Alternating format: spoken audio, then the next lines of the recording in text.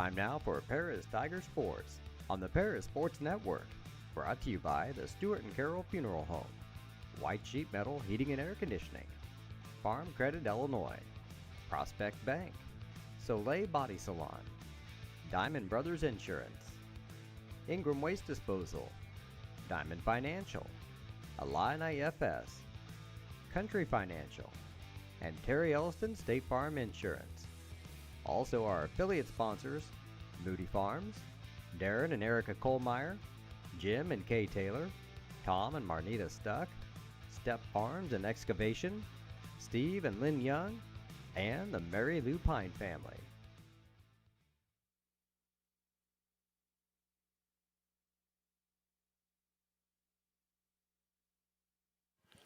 Good evening, football fans, and welcome to IHSA playoff football as the Paris Tigers have traveled to Mount Zion to face the Braves in the opening round of the IHSA Class 4A football playoffs. Joined alongside Lenny Irwin, this is Jeff Chambers. We'll be bringing play-by-play action to you guys as Tiger fans and also to Mount Zion Braves fans, as Mount Zion is not covering the game video-wise tonight, and they've been gracious enough to lend us their equipment.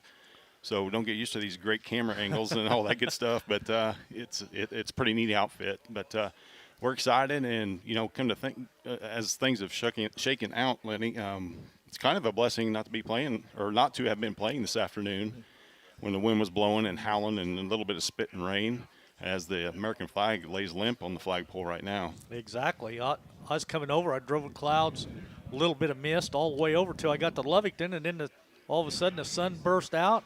I almost couldn't even see coming in. Of course, I was driving right into it, but we made it. Everything's good, so it looks like a beautiful night here for football. They got the turf field, so the footing and field should be in perfect condition. So, yeah. So fans in Paris, at least, take heart because the sun is still out there. I finally found it about 10 minutes outside of Mount Zion today, but it's out there and it's still in the sky, still doing its thing. It doesn't matter tonight. We're under beautiful lights on this beautiful playing field of Mount Zion. And, it's an old Apollo Conference foe that we haven't been involved with in the conference for, quite some time now.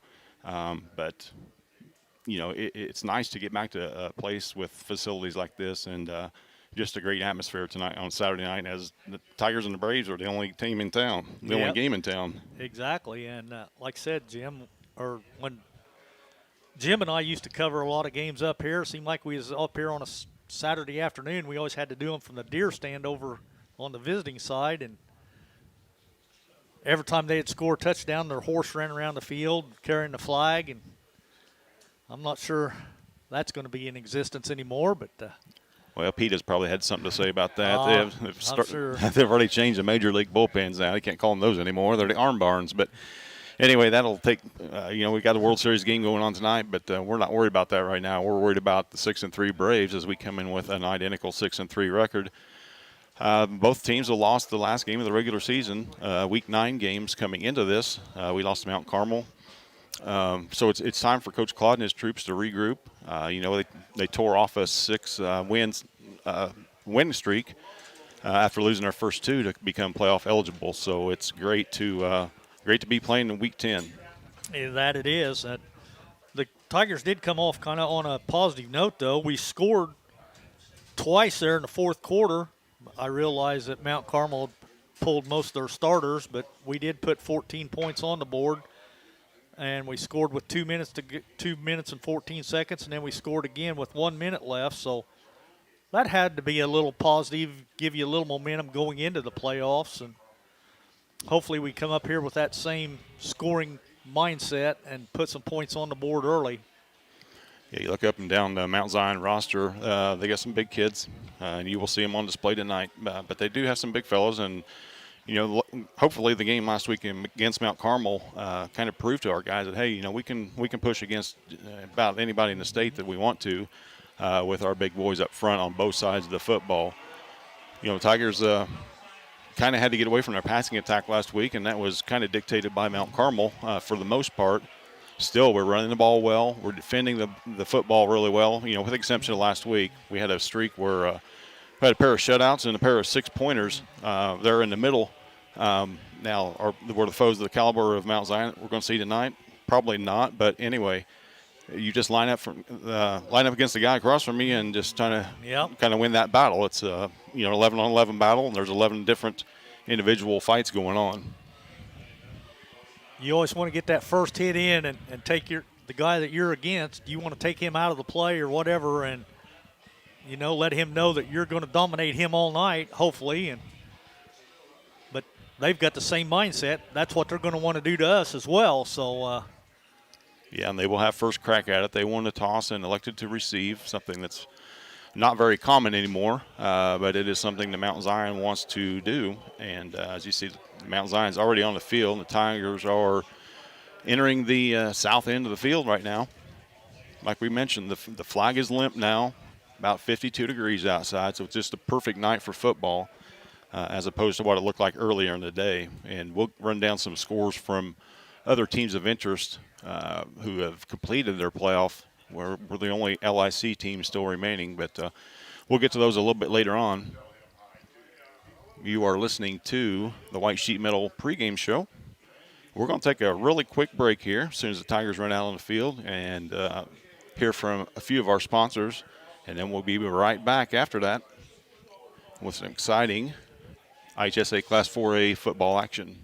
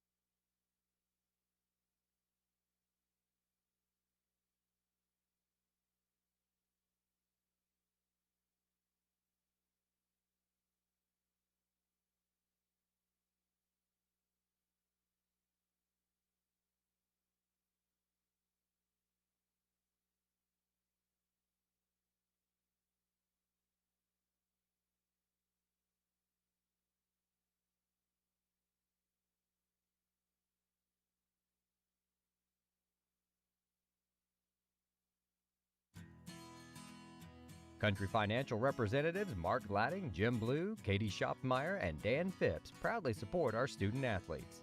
Give them a call at 465-8320 or stop by their office at 802 North Main Street in Paris.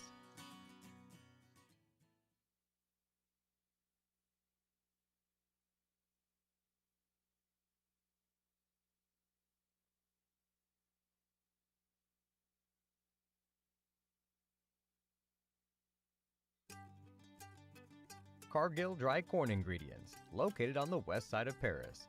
We believe the world eats better when we eat together. That's Cargill, helping the world thrive.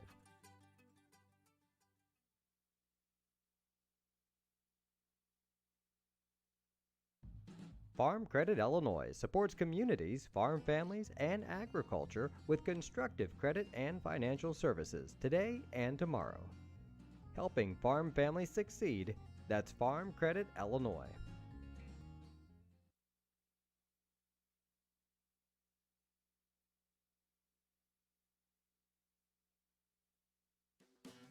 Great Heart Seed is dedicated to providing the American farmer with the most profitable corn, soybean, wheat, and alfalfa lines.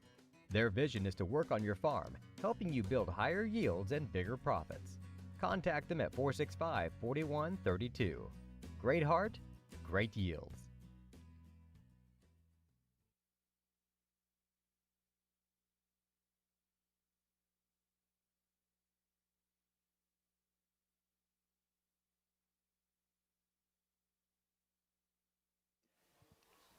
Welcome back to Paris Tiger Playoff Football here on the Paris Sports Network. We are just about less than a minute away from the opening kickoff. Like we mentioned earlier, Mount Zion elected to receive.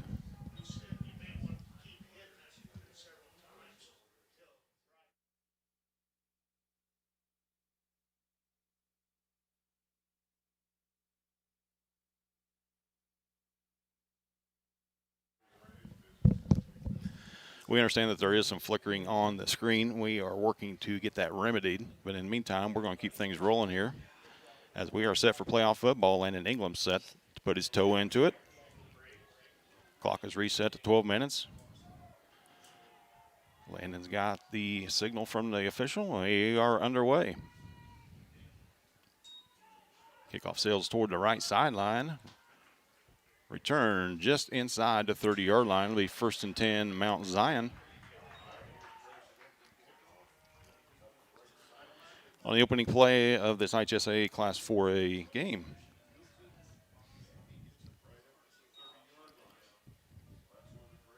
So the coach of the Braves, Patrick Etherton, elected to receive the football and wants to put his offense on display first. It's kind of strength against strength here. It's the Tiger defense is definitely our strength for sure. Strength of this offensive club, and they trot out their 5 linemen. They're beefy boys, that's for sure.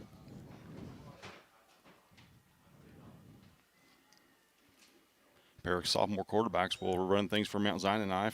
First is a handoff off right tackle. Nothing much there, just about a 3-yard gain. Brian Kohlmeyer in on the stop,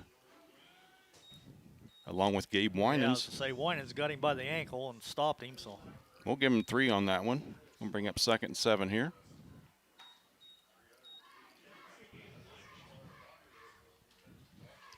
Clock run 11:30. Welcome. If you're just joining us, you've only missed one play. Play number 2 is shotgun snap.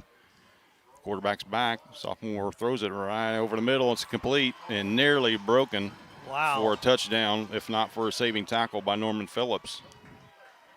A lot of poise in the pocket at that time from the sophomore quarterback for the Braves, Zach Gerard. Or excuse me, Macoby Adams.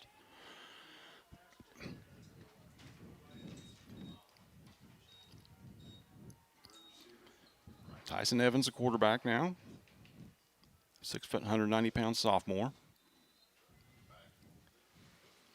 Whisper something back to his running back. High snap, corralled in. There's a broken tackle, or 3. Still on his feet is Zach Gerard. Big gain. He's going to pick up about 15 on that one. Be 1st and 10 at the 31 for the Braves.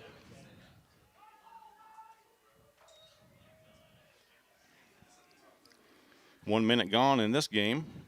Mount Zion began at their 30. And just about picked up 40 yards on 3 plays. 1st and 10 from the 32. Inside handoff, read well. Great effort there by Brian Kohlmeyer. Runner was almost by him. Brian reached back up over his head to bring down the runner. Gerard again on the carry, but he lost a couple that times. 2nd 12. Trying to update the scoreboard as I can. 10.5 minutes left in the first quarter. 2nd and 12. From the snap is Evans. Another handoff to Gerard. He bounces off left side.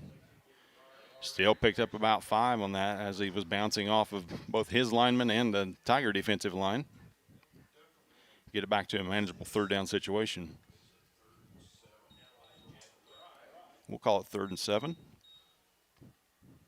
Ball sitting at the 28-yard line of the Tigers. 3 wideouts, make it 4 wideouts for the Braves. 2 on each side.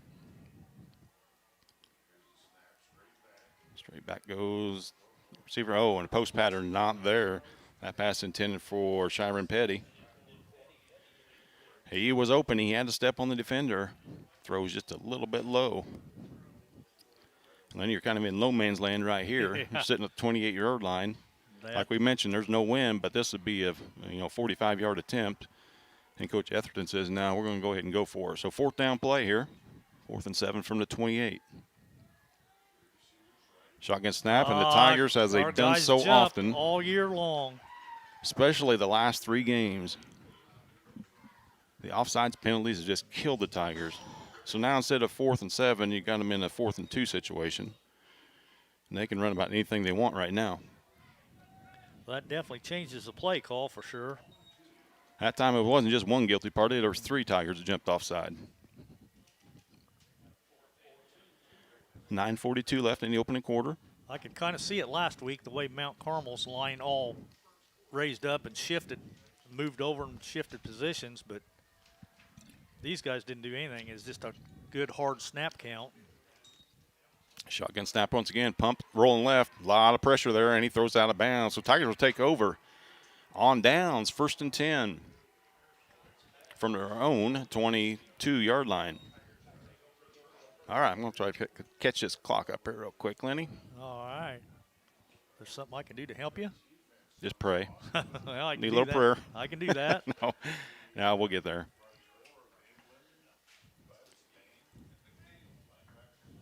All right, I think we're good to go now. 1st and 10 Tigers. Their first offensive play comes just a minute and a half into this one. We're starting with Krippus at quarterback. We're in a little wildcat action. Krippy rolls off left side, picks up a couple, but he's hit hard.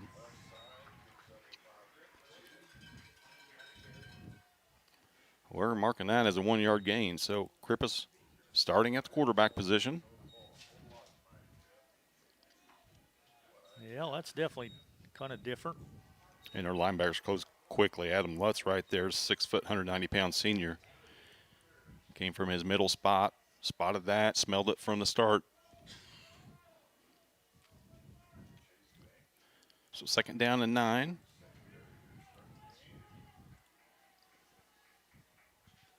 .8:56 remaining in first quarter.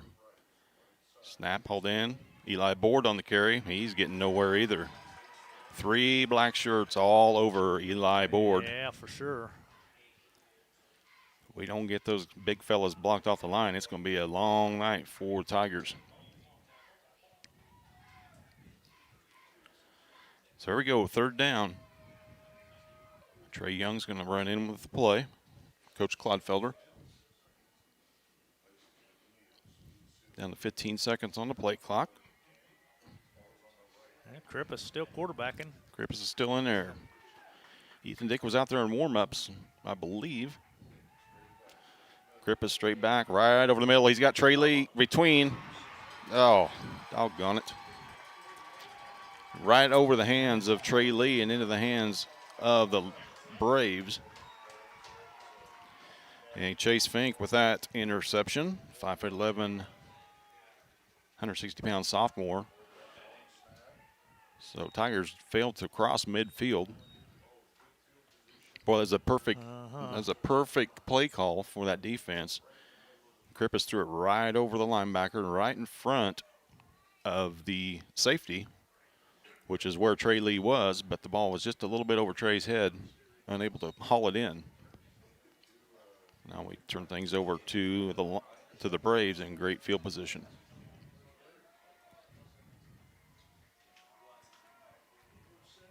Once again, we apologize for the flickering that's going on. We're still trying to get that worked out. So we got an official timeout, I believe, for some reason.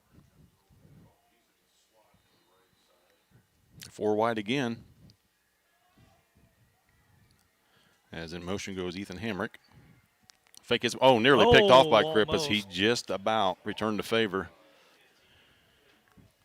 That would have been huge. Krippus is a tough kid. If he was wearing those gloves with super glue on them, he may have held that one in. But a great effort there by Brady. And Ethan Dick is on the field. He's playing right here, as you see on this corner. Well, he went out in the last pattern. He was lined up in the slot. 2nd down and 10. 8:03 left in the opening quarter. Shotgun snap. Handoff that time to Adam Lutz. Yeah, Lutz carried the ball that time. 6-foot senior captain. Give him about 3 on that one. It's going to bring up a 3rd down and 7.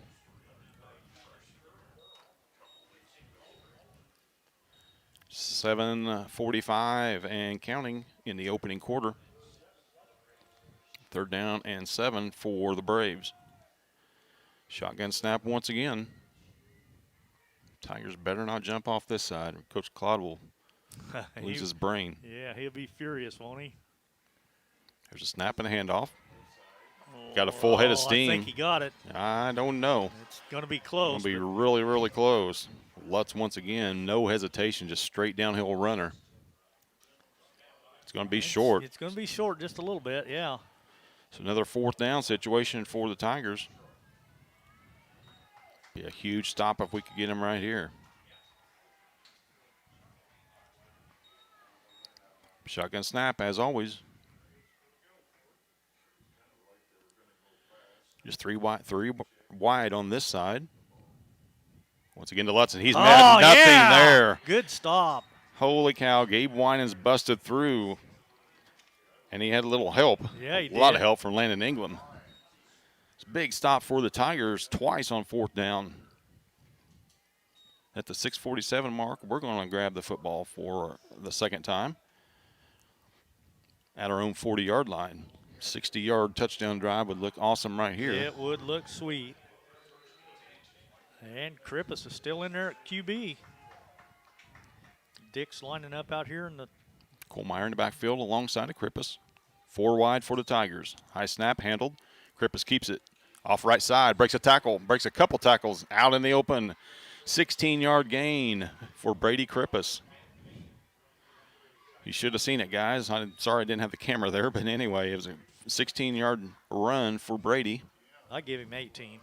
I'll give him that as well. 1st and 10 Tigers, first time crossing midfield.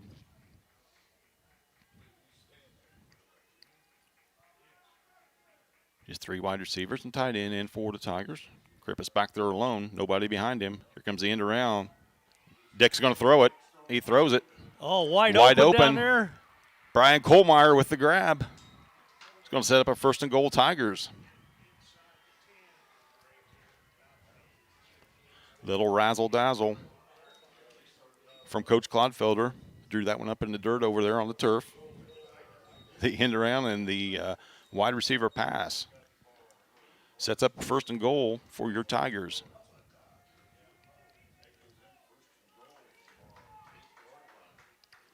Two guys spread out way left, 2 guys right.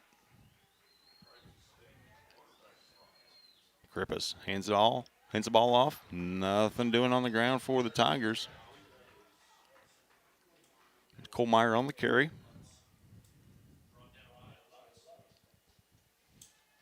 They're not going to give him anything on that. I don't think he got anything. I don't think so either. So still 2nd down goal.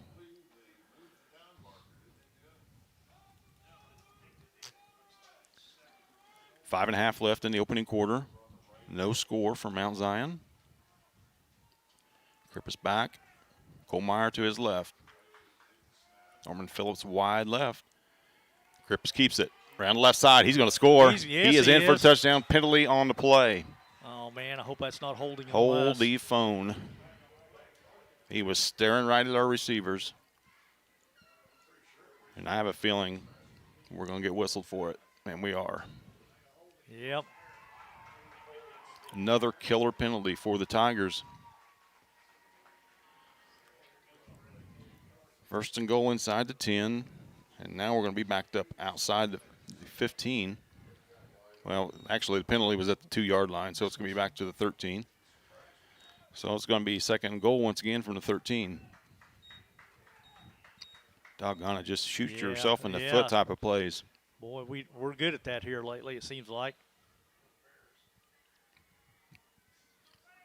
But probably the reason that Krippus went in untouched was because there was a hold on the play, so Yeah. it kind of evens things out. Here we go, 2nd down. Krippus back, gives the ball off to Eli Board. No, he keeps it. He's inside the 10 once again, back to where we started. So it's going to be 3rd and goal from the 8.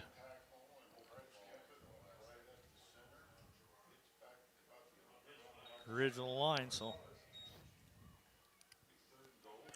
3rd and goal would be nice to get some points on the board here. Want 7. We'll settle for 3. We get something on that visiting side of the scoreboard would be huge to give the Tigers an early lead. 4:50 left in the opening quarter. 2 wide left, 2 wide right. Hard count. Nearly drew Mount Zion offside. Did not. They were back. Play clock down to 2. Now 1. Gets it off. Krippus over the right side. Still pushing forward. Down inside the 2-yard line. Now we got a decision making for Coach Clodfelder. Do you want 3 or do you want to make a statement and try to go for 6 here? I'm guessing he's probably going to go for it, but I'm not sure I wouldn't take the 3 just to get something on the scoreboard. Well, our kicker's not out there, so and he's getting a play called in to Trey Lee. Just at the 4-minute mark of the first quarter. You guys watching, I know that we're got some flashing on the screen. There's nothing we can do about it right now, but we'll work to get that thing fixed for you. In the meantime, here we go, 4th down and 2. Krippus going to keep it. Keeps it himself, and he's in for the touchdown. Brady Krippus off right tackle for the first score of the game. Running behind that right side, Mr. Bartley. Set a clear path that time for Krippus to score the opening touchdown. Landon Ingram on to attempt the extra point.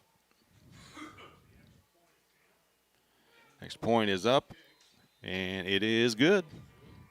So at the 3:42 mark of the first quarter, your Tigers lead this one 7-0. You're watching Tiger football on the Paris Sports Network. Church Insurance is an independent agency specializing in home and auto, life and health, as well as business and farm insurance. For over 100 years, Church Insurance has been servicing Edgar and surrounding counties. Stop by their office at 116 East Court Street and talk to Bruce, Ann, or Tay, and let them take care of your insurance needs. You can also give them a call at 465-4022 or visit their website at churchinsagency.com.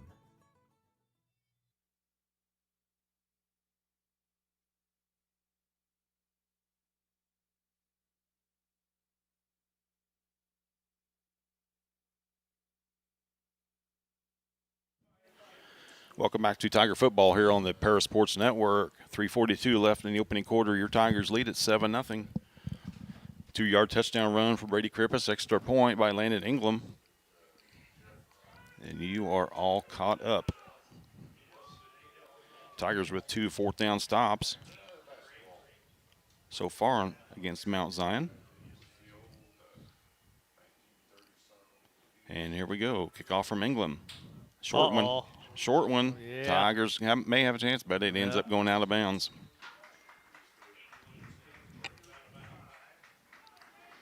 We've been getting up a few big returns this time, or, over the last 3 or 4 weeks. So to get a team from having a chance to take it to the house, I'm sure that Coach Clodfelder is not disappointed with that. But as it is, it'll be 1st and 10. Mount Zion at their own. Looks like they're going to mark it about the 38. It's going to be the 40. 38 makes no sense. I don't know what I was talking about. 3:41 left. Opening quarter. Tigers lead it. 3rd offensive possession for the Braves. First drive looked like they were going to run all night. Tigers' defense is stiffened. Pass. Oh, good defense. Yeah, it was. Pressure that time. Gabe Winans have a game, young man. He's one in there with pressure along with Bartley. It's going to be 2nd down and 10.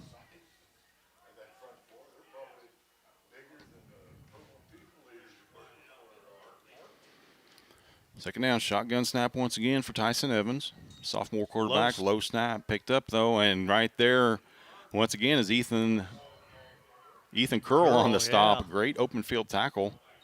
That time, as Zach Gerard was the ball carrier, 6 foot, 185-pound senior. They're going to give him about a half a yard. We'll give him that. So 3rd down and 9.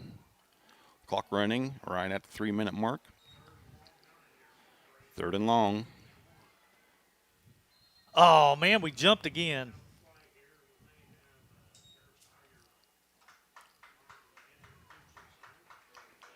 And free 5 yards for the Braves.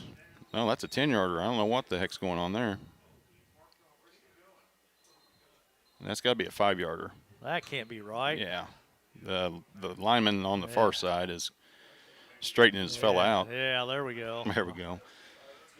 So it's going to be 3rd down and 4, and the ball's going to be at the 46-yard line after the dust settles.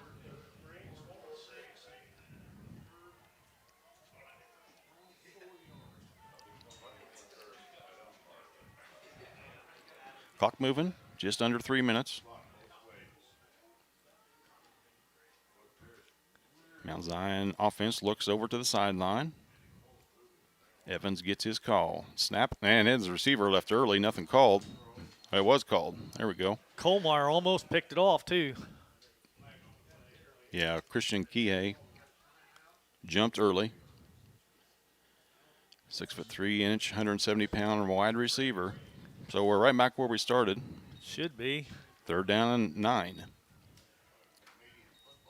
Well, that's their first penalty. Did get a running start on that one, that was for sure. That was pretty obvious. So 3rd down and 9 once again for the Braves. Evans in the shotgun.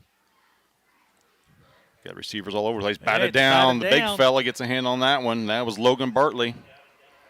Bartley broke through, and tell you what, the Tiger defensive linemen are in that backfield of the Braves, and they have been there all night.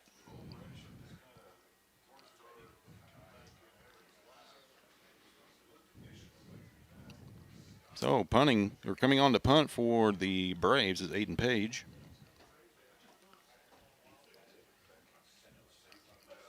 Well, it doesn't hurt that Bartley's 6'4", and anytime he puts his big hands up, he's probably up there right at 10-foot level. So, yeah, there was no getting the ball over him that time, that's for sure. You had to go around him. Evans failed to do that, and the Tigers once again stop this Brave offense. Norman Phillips back deep for the Tigers. There's the snap. Moving high kick. Norman Phillips comes up to field it.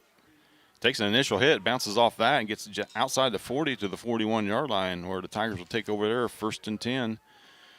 2:22 left in the first quarter.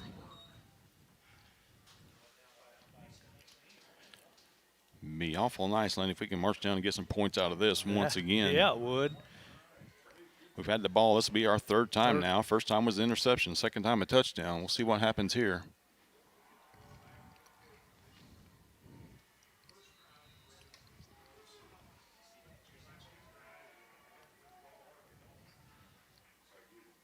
I'll say it looks like Ethan Dick's back in there at quarterback now. So high snap fielded. Here comes Colmeyer. Nothing there. He bounces off. Still churning those legs. Finally, 5 black shirts on there. At the bottom of the pile is number 41, along with his fullback, Ethan Curl. They're going to give him a couple on that. It's going to be 2nd down and 8. 2 minutes left in the opening quarter.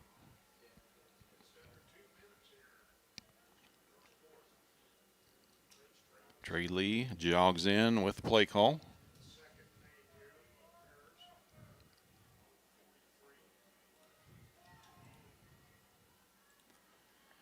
Ethan Dick with running backs both sides. Curl to his left, Colmeyer to his right. High snap, gives it to Curl this time. 2nd man through. He fights off the right side. He's going to pick up a couple more. It's going to be 3rd and about 5, it looks like.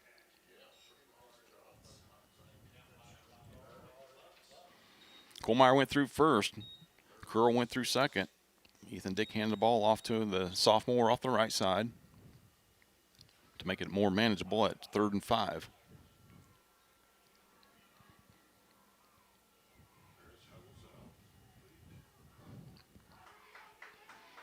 Big play for the Tigers, 1 minute mark of the opening quarter.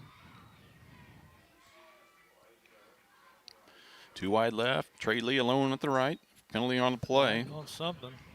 Play clock's at 3, so that wasn't it. It's going to be a false start against the Tigers, I'm guessing.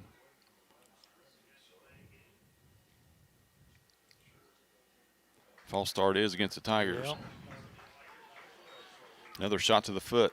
Now you're going to have 3rd and 10.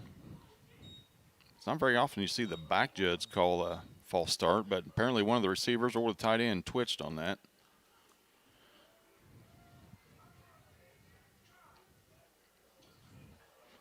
To make it 3rd and 10. Yeah, right back where we started. Yep, just outside the 40 of the Tigers. Trips left side for Paris. Trey Lee alone at the right. Ethan Dick fakes the screen. It's Norman Phillips. That play's going nowhere. Nowhere. That was sniffed out by Petty. Junior still tackling, and finally we get an unsportsmanlike flag late. Play to the whistle, boys, not beyond it, right? We are being guilty of that as well this year. We've had our share of personal fouls. So that is a personal against Mount Zion, 15 yards, and that 15 is going to make it an automatic first down.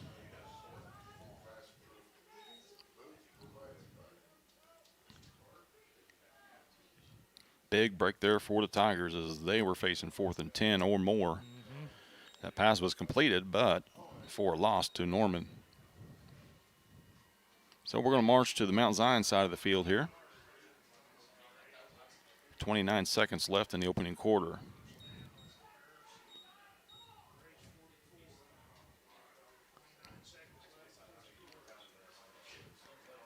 Well, they had us where they wanted us, but like I said, kind of let their tempers get away from them. And Krippus back in, this time as a receiver. Ethan Dick in the backfield. Hand off to Krippus. Krippus around the left side. Good blocks there by the receivers, but better pursuit by the Braves. We're going to call it a 3-yard gain, and that's going to be the last play of the first quarter. We wind down here from Mount Zion High School, where your Tigers lead at 7-0. You're watching Tiger Football on the Parasports Network.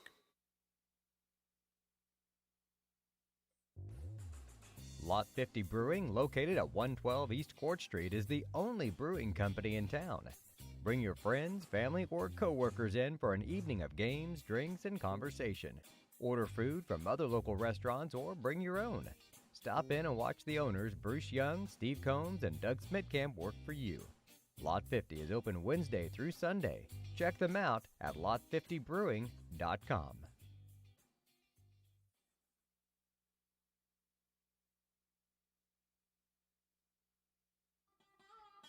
Located at the Paris Airport, Seat Solutions wants to wish the best to all Paris Tiger teams this season. Contact Chip or Bethany Keys at 251-0153.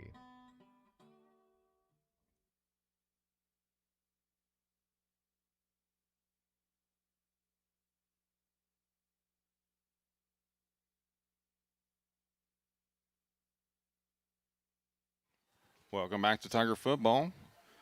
First play of the second quarter, Tigers on the Mount Zion side of the field, the 42, facing a 2nd and 8. Krippus in the backfield, high snap, corrals it, runs straight up the middle. Still going, still carrying guys with him. 15-yard gain plus for Krippus. Krippus is a no-nonsense runner. He gets that thing and sees how fast he can run straight ahead. Another first down for the Tigers. 11:48 left in the opening quarter.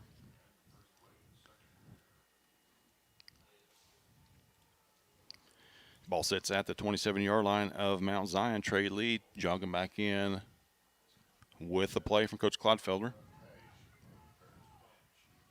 Same backfield as last time. Krippus, Eli Board.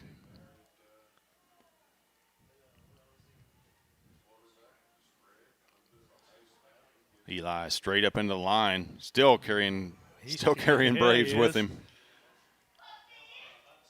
Tell you one thing about our running backs, Lenny. They run hard.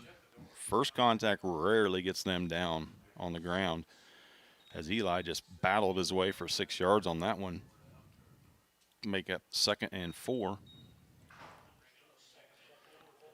Just under 11 in the second quarter. Thanks for joining us here for IHSA Class 4A football. If you're just joining us, we do apologize for the flickering. Not much we can do about it, so you're just going to have to bear with us on this one.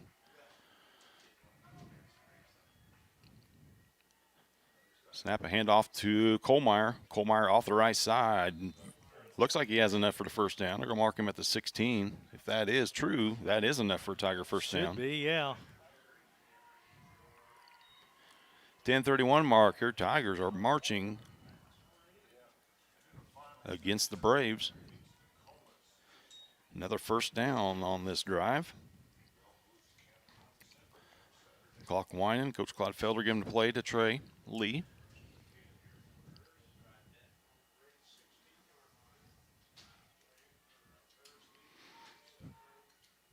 Apologize for the score, fans. Nah, we should be good. It is 7-0 Tigers. 10 minutes left in the second quarter. High snap. Blitz. Blitz coming. Coach Clodfelder called timeout before, though. Veteran move there by Claude as he was running down the line. Just as fast as his little legs would carry him.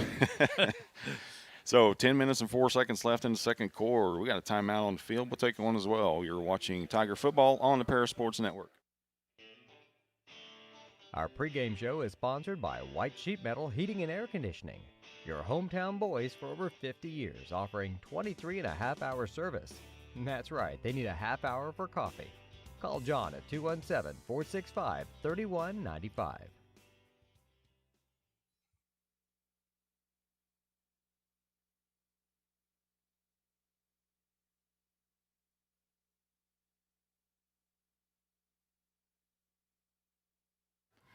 Welcome back to Tiger football here on the Paris Sports Network. Coming out of a timeout called by Coach Clodfelder. Mount Zion was on a big-time blitz that time. Yeah, they was. And it didn't look like it was going to be good either. We'll never know. Regardless, 1st and 10 now for the Tigers at the 16-yard line of the Braves. Krippus high snap. Runs it right up the middle for a couple. Good job by the Braves that time of sniffing that one out. Looks like they'll give him 2, 2nd down and 8.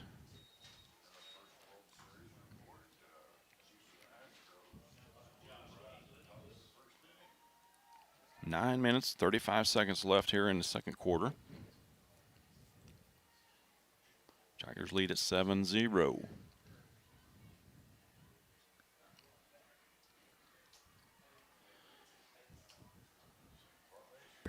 Pair receiver this time. Drew Pinkston, high snap, around the left side goes Krippus, and There's another a hold. Flag. Yeah, it's going to be a hold. That's another hold, and Krippus took a big hit at the end of that one. Everybody and their brother saw that one. Like I've mentioned about those holding penalties, Lenny, sometimes you can get away with them, but not when they're right in front of the official. And, I mean, they're looking right at you, and you make that hold anyway. So that's going to hurt. That's going to back us up 10. It's going to make it 2nd and 18, it looks like.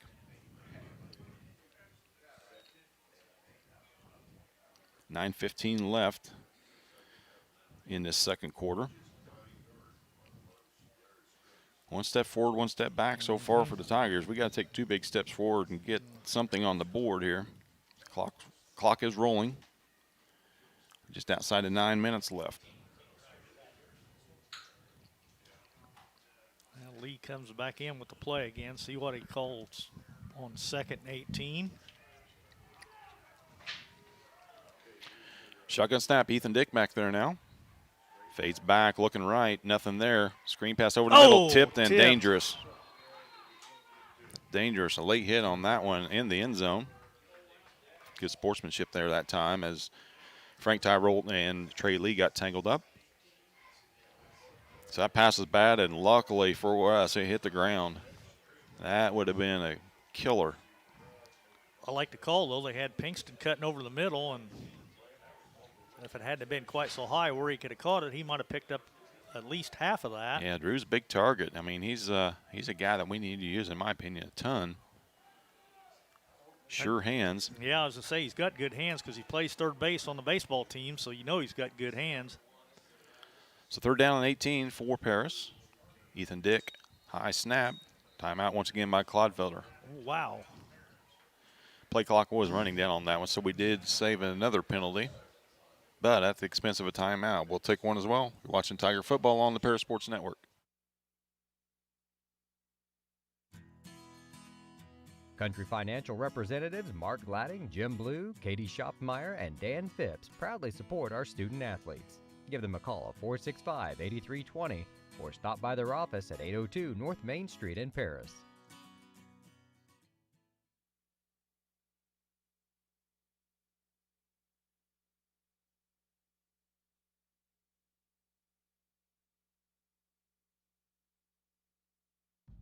Farm Credit Illinois supports communities, farm families, and agriculture with constructive credit and financial services today and tomorrow. Helping farm families succeed, that's Farm Credit Illinois. Welcome back to Paris Tiger Football on the Paris Sports Network. Krippis back to pass, and he's going to be sacked for a big, huge loss.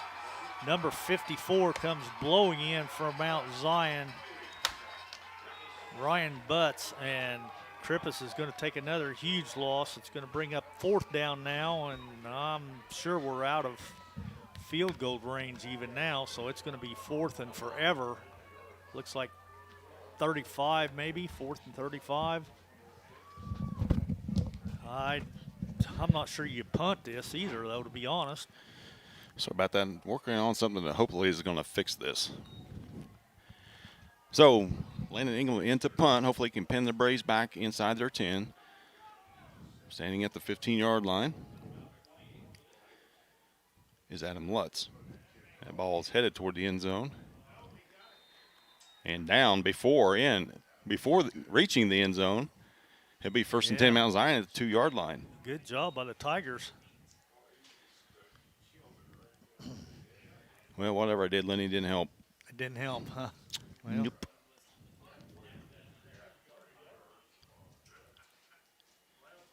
But you got the particulars right. Tigers lead at 7-0. It's going to be 1st and 10 Mount Zion. they're definitely going to be back on their, 2-yard line. Yeah, they're going to start from 2, so it takes a 98-yard drive on this possession at least.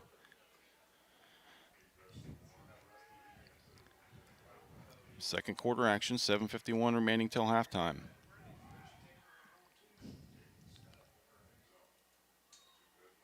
Hand off that time, off right side. 28 that time, Lutz. Lutz on the carry, brought down by Jeb Fry, but not after he picked up 6 yards on the play. It'll be 2nd down and 4. Got him out of the shadow of their goalpost, though. It gave him some room to work with now. So now he rolls right side. Chased there by Fry once again. Oh. And he just threw that one away. Yeah, he did. Smart play by the sophomore quarterback. As that would have been a big loss near the goal line for the Braves. So we got 3rd down coming up. Out of the pocket on that one, so no intentional grounding called. Now they do drop a flag. I wasn't sure, did he cross the line of scrimmage, was what I was wondering. I don't think he could because he's right back at the goal line. And the ball is out to 7 right now. So that's going to be half the distance to the goal is going to end up being a penalty. It's going to put him right back where they started at the 2-yard line, but it is a loss of down. So they did call grounding, yeah, a late flag on that one. So 3rd down and 9, ball at the 3-yard line of the Braves.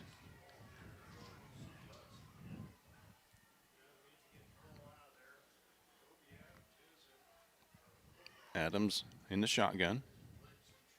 Play clock at 10. Snap, he's back. Oh, Bartley nearly got there. He did get a hand on it. Oh, great adjustment effort that time by Grant McAtee. Another sophomore. This roster is riddled with sophomores. It's going to be a 4th down, and this is a tough spot here for your punter. Yeah, it is. He's not able to take his normal, 14 to 15-yard drop. So in order to get this one away, Aiden Page is going to have to field it one step and punt it. You get it out near the 50, it'll be a good play for the Braves. Looks like Phillips is going to line up somewhere about our 40. Or their 40, I mean. Big rush by the Tigers, and able to get it away, though. Phillips fields it at the 35, and that's all the further he's going to get. Great pursuit that time by the Braves. Good tackle by number 10 for the Braves. Yes, Chase Fink. Yeah. Another sophomore, 5'11", 160. Mount Zion program's in good graces for at least the next 2 years. They got a pair of sophomore quarterbacks. One was injured, and I don't know if he's eligible again to come back this week, but the backup that they've got in there right now, Kobe Adams, has done a great job getting them to this point. So here go the Tigers. 7:07 left in the half. 1st and 10 at the 34-yard line of the Braves. Well, Dick's at quarterback again now, so. Trip to the left. Hand off to Kohlmeyer. Dick, he decides to keep it himself. That was awkward as all get out. Yeah, it was. It didn't look very good, but Dick still picked up close to 5. Yeah, able to stumble forward was Ethan Dick. He had that ball in Kohlmeyer's belly for quite a long time. Oh, man, they didn't give him much on that, though. That's a terrible spot. 6:45 left in the first half. 2nd down and 8 for the Tigers.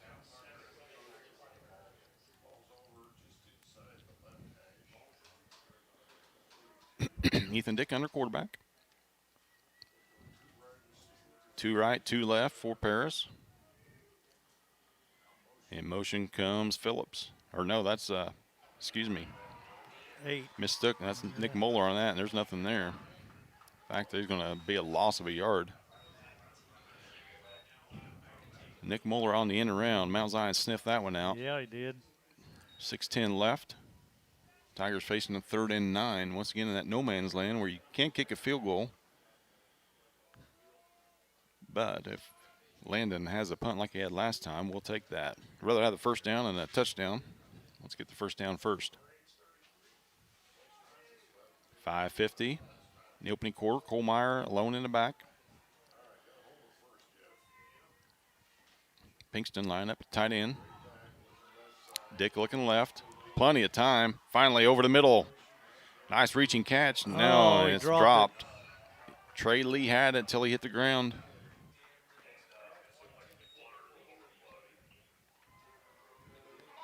Boy, a lot of time that time for Ethan Dick, though. Good protection by the fellas up front. Officials are acting for the clock to stop for some reason. 5:19 is what we're showing. I'd just soon it run. We got the lead 7-0, and looks like we're going for it. 4th and 9. Going to try to draw them off. Timeout's going to be taken by Mount Zion. That's the first of the half for the Braves. 5:19 left. We'll take one as well. You're watching Tiger football on the Parasports Network.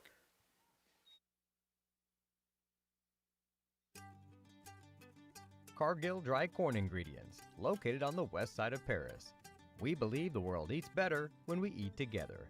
That's Cargill, helping the world thrive.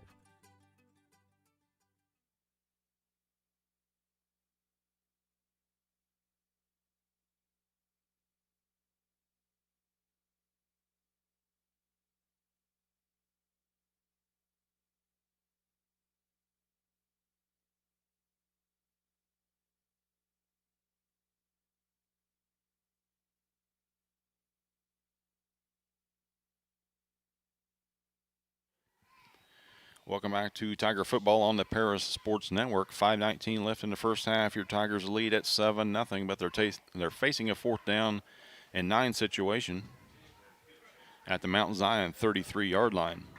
They're sending the offense back out. Dick in shotgun, Kohlmeyer to his left.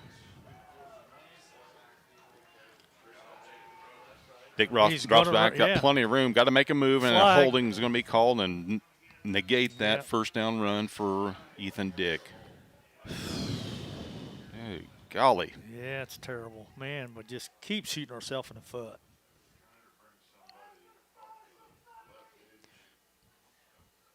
Credit to Ethan Dick on that one.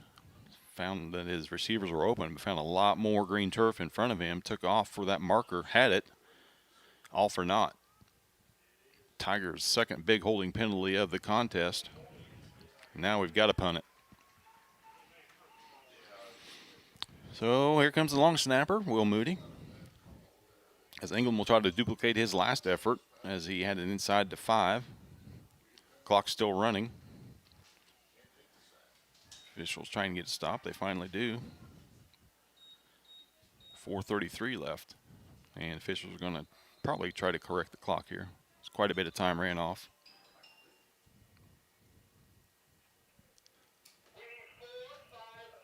.455 is going to be put back on the clock.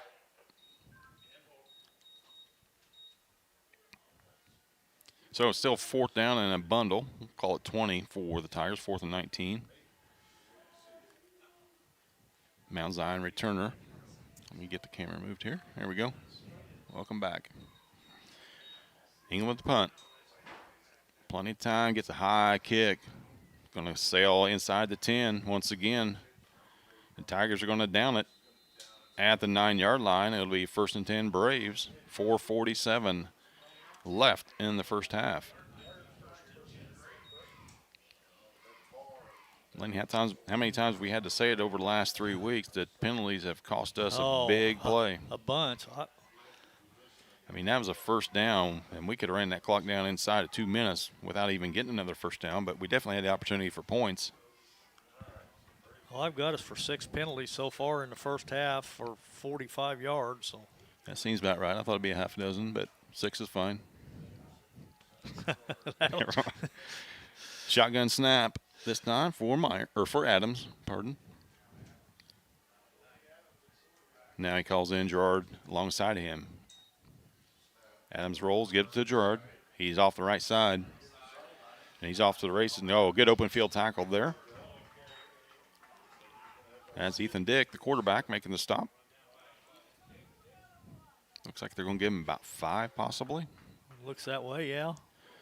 So we got 2nd down and 5.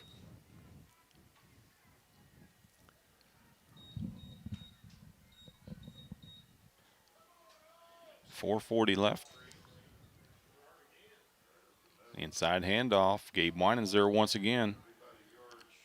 Zach Gerard, the ball carrier, picked up about 4. He's going to be really close to the first down marker.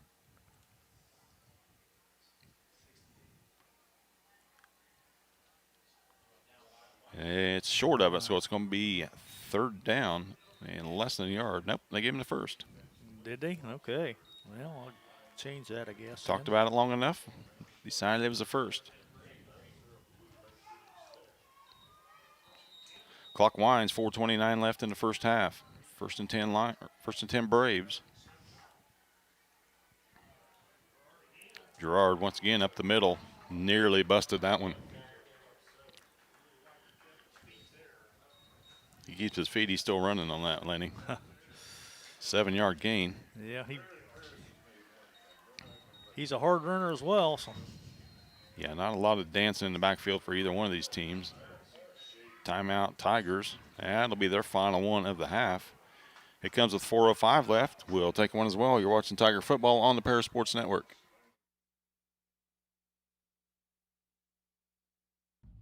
Farm Credit Illinois supports communities, farm families, and agriculture with constructive credit and financial services today and tomorrow. Helping farm families succeed, that's Farm Credit Illinois.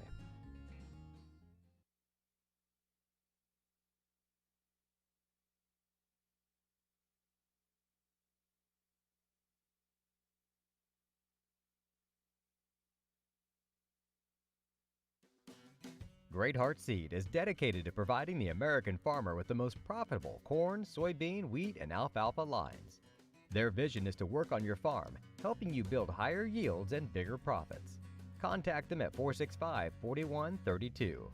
Great Heart, great yields.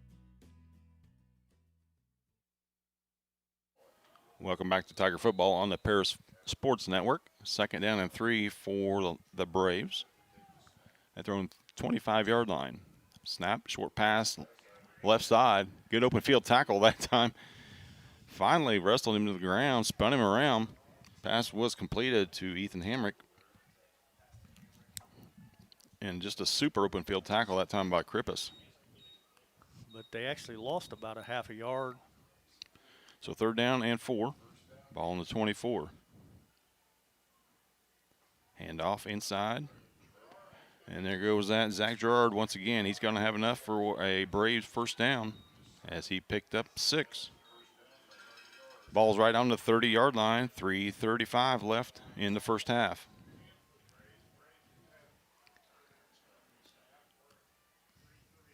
Tigers were not ready for that snap, No, that's for sure. But luckily, Gerard ran right up into the hole. Still going to pick up 4 on it.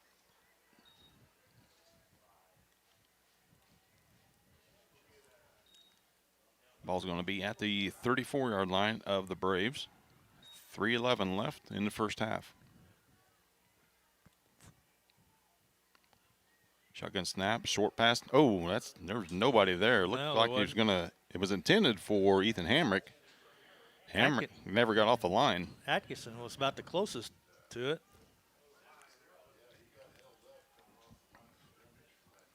So good press coverage that time by the Tigers kind of disrupted that play. Now it's going to be 3rd and 6. Good golly, we did it again. Luckily, it wasn't whistled. And the ball's right in front of that defender, too. I mean, you got to see this stuff. Gets back. Anyway, Gerard. Nope, that's trouble. That is trouble. That was Big Lutz. run by Lutz that time. My apologies. It's just a little simple off left tackle run. And he rumbled into Tiger territory at the 44-yard lines. Mount Zion goes hurry up here with 2:50 left. Snap, handoff once again. Lutz up the gut for 6 more. 2:35 and running. 2nd down and 3. Tigers got too many men on the field. Finally got him off. As Adams looks to the sideline for the play. Sophomore quarterback. Hands the ball off once again. Nothing doing Nothing there. that time for Lutz. Kohlmeyer breaks through the line from his linebacker spot to bust that play up. Nothing doing for Lutz. He's going to bring up 3rd down and 3. 4 down territory, more than likely for Mount Zion here. Adams once again shotgun. Clock winding, 1:50 now and counting. 15 on the play clock. Big play for the Tiger defense here. If they can hold them here, 2 more plays. It's definitely 2-play territory here. You would think so. Off the right side, Lutz. He fell forward, though. Yeah, he's going to be about 2 yards short, see where though. they spot it. Going to be at the 36 of the Tigers. It's going to bring up a 4th down and then 2. They moved it back to the 37. So we'll make it a long 3. Big play here for Tiger D. Do not jump, fellas. 20 seconds on the play clock. 1:08 and counting on the game clock. Well, watch a little trick play here. Something, yeah. Nope. Straight Lutz, handoff and nothing there. Oh, second effort, though, is going to have him close. Looks like he's inside the 35. Has to get to the 34 to get the first. Really close. That is going to be really close. And we're actually going to take a timeout here. Mount Zion is. I think they're going to measure it, too, maybe. They are going to measure. You don't see that too often in high school football. Not usually. It appears from our vantage point that he's just a little bit short. Well, I hope he is. But if so, we'll need another play like on that 3rd down or on that 2nd down play where we just stuffed Lutz, which we hadn't been able to all night. Young fella's just running straight down the hill on us. And it is short. It's going to bring up 4th. Don't celebrate yet, Tigers. You got to stop him one more time. Or no, that was 4th down, Lenny. That was, apparently. Yeah. Where's this guy been? So the Tigers do hold them short of the yard to gain. We'll take over with 55 seconds left in the first half.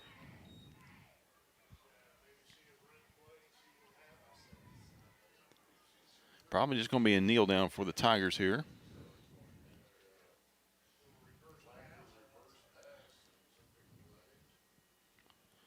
Krippis comes in along with Trey Lee. We're going to run something here. Something, yeah. Probably Krippis right straight up the middle, be my guess. Snap, give to Kohlmeyer. Kohlmeyer off the right side, cuts back left, still going. Spun around to nearly midfield. He got about the 47-yard line. First down, yeah. Gain of about 12 for Kohlmeyer. Problem is we're out of timeouts. We got to do all this without. 48 seconds left.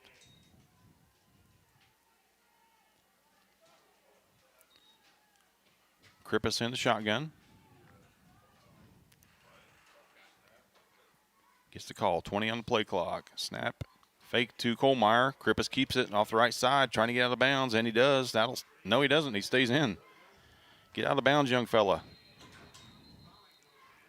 They finally stop the clock, but there's 26 seconds left, and we can't do anything about it except get back on the ball and snap it. Spike it, maybe. Wind as soon as the chain's set. Now we're winding it. 24 and counting. There, he spikes it. So we'll be second down. 19 seconds left in the first half. What I thought was a kneel-in situation has turned into a possible or a positive drive for the Tigers. We're on the Mount Zion side. Yeah, the ball's just outside the 40 on the 41, so. 19 seconds left, though. That's the big key. If we complete something big, we got to get down there in a hurry. Spike the football to give Landon Ingram a chance to add 3 to it. Second down and 10 now. 41-yard line, 19 seconds left, first half. Krippus in a shotgun. End around. Same play they ran for a big one earlier. He lets it go. Kohlmeyer's there. Ball is caught, but he's short of the goal line. Get up there, fellas, and spike it. He's at the 2. 10 seconds left. Plenty of time, fellas. Take your time, relax. They got to wait on the chain to get down there, so they can't start it. Officials in the middle. Sets it down. Kohlmeyer with a huge grab. Krippus now spikes it, and penalty marker or a timeout?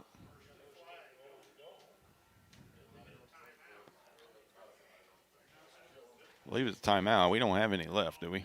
We don't know. Oh, they're resetting it. Too many men on field. Snap it. There we go. Now we snap it. Stop the clock with 8 seconds left.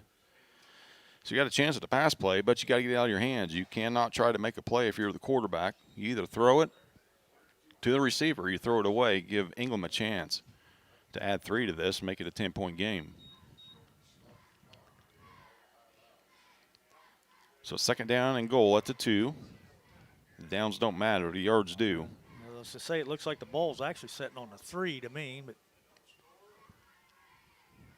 Krippus comes in with a call from Coach Clodfelder. 9 on the play clock. We got to hustle.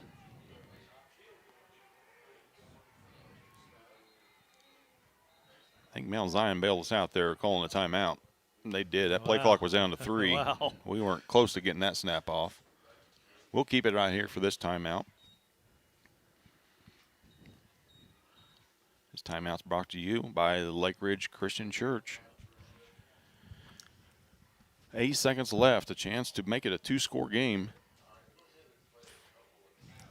Still got one down to play with. It is second down, so we can still try for a timing pattern here. It's got to be something like that. It can't be yeah, I was going to say, I don't think you take the risk of trying to run the ball. No, you just have to enforce to your quarterback that, hey, if it's not there, throw it away, live to fight another day. So 3 big fourth down stops for the Tigers in this one has blanked Mount Zion in the first half. And we're looking to make it a 2-score game.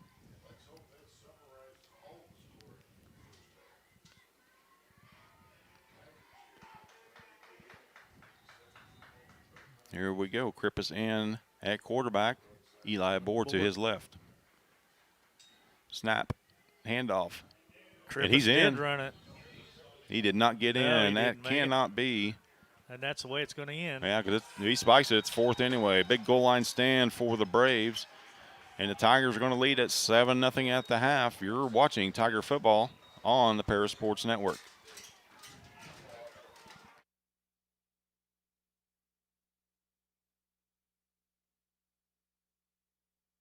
For nearly 100 years, farmers have counted on FS to provide agriculture-related products and services.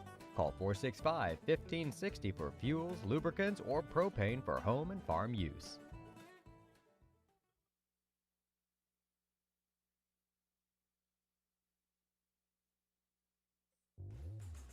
Lot 50 Brewing, located at 112 East Court Street, is the only brewing company in town.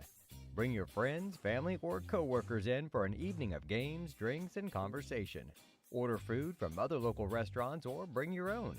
Stop in and watch the owners, Bruce Young, Steve Combs, and Doug Smitkamp, work for you. Lot 50 is open Wednesday through Sunday. Check them out at lot50brewing.com.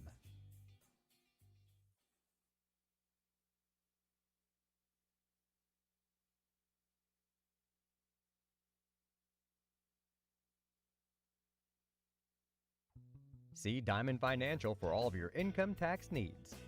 Ben Lucan has 30 years of income tax preparation experience. He and his well-trained staff can take care of all of your personal, corporate, partnership, trust, and not-for-profit tax returns. They'll also take care of all of your payroll and bookkeeping needs as well. See them at 208 East Jasper Street or call 465-8562.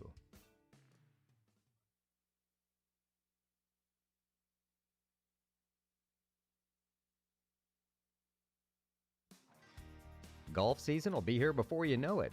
And Eagle Ridge Golf Course in Paris offers one of the preeminent courses in East Central Illinois and West Central Indiana.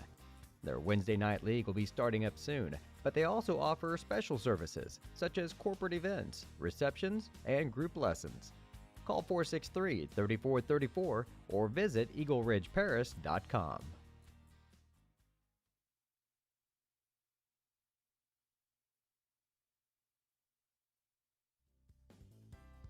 Ingram's Waste Disposal offers residential and commercial trash pickup, commercial compactor service, roll-off service, and mini roll-off services.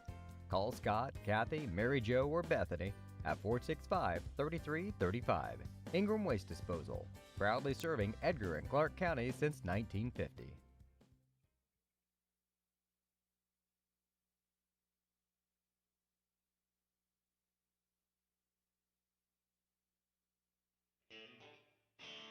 Our pregame show is sponsored by White Sheet Metal Heating and Air Conditioning, your hometown boys for over 50 years, offering 23.5-hour service.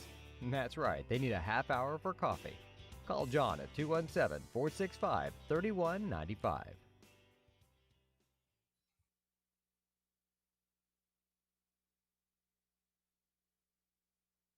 Terry Elliston has been your good neighbor State Farm agent since 1981. They focus on auto, home, life, farm, and business insurance, along with financial products throughout Paris and the surrounding areas. Their mission is to put the interest of others ahead of their own. They're committed to doing whatever is needed to meet their customers' needs and to truly be a good neighbor by serving the community in which they work and live. Call State Farm for a free auto insurance quote at 465-8548.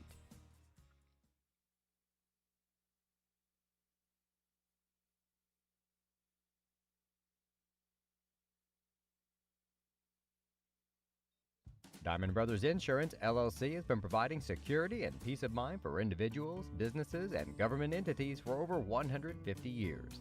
Their agency philosophy is to serve their communities with excellent service, advanced technology, and comprehensive insurance protection.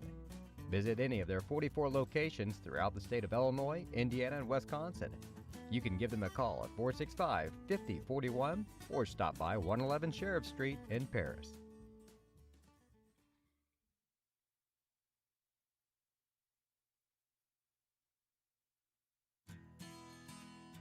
Country Financial representatives Mark Gladding, Jim Blue, Katie Schopfmeyer, and Dan Phipps proudly support our student athletes. Give them a call at 465-8320 or stop by their office at 802 North Main Street in Paris.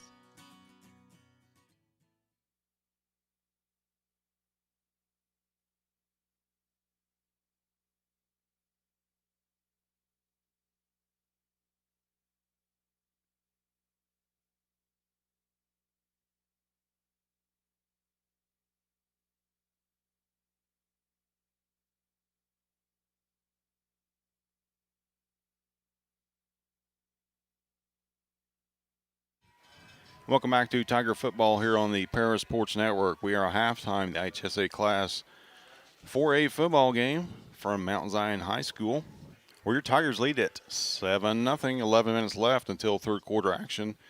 Got some stats now. I'm going to turn it over to my partner Lenny Irwin, to give you those. All right, Jeff. Thank you, sir.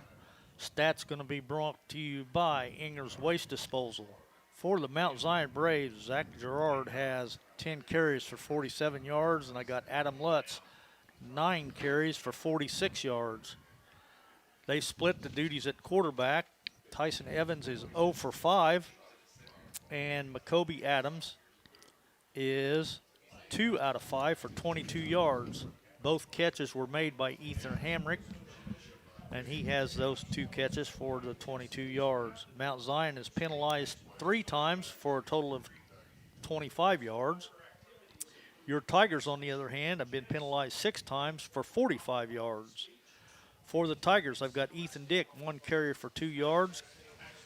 Kohlmeyer has 4 carries for 19. Board has 2 carries for 6. Krippus is our big running back. He started at quarterback tonight. He has 10 carries for 64 yards. Ethan Curl has 1 carry for 2. And Nick Muller has 1 carry for a -1. Throwing the ball, though, we've split duties at quarterback as well. Ethan Dick is 3 out of 5 for 74 yards. And Krippus only threw 1 pass, and it was intercepted. So he's 0 for 1. Catching the ball, I've got Phillips with 1 catch for 1 yard. And I've got Kohlmeyer, 2 catches for 73.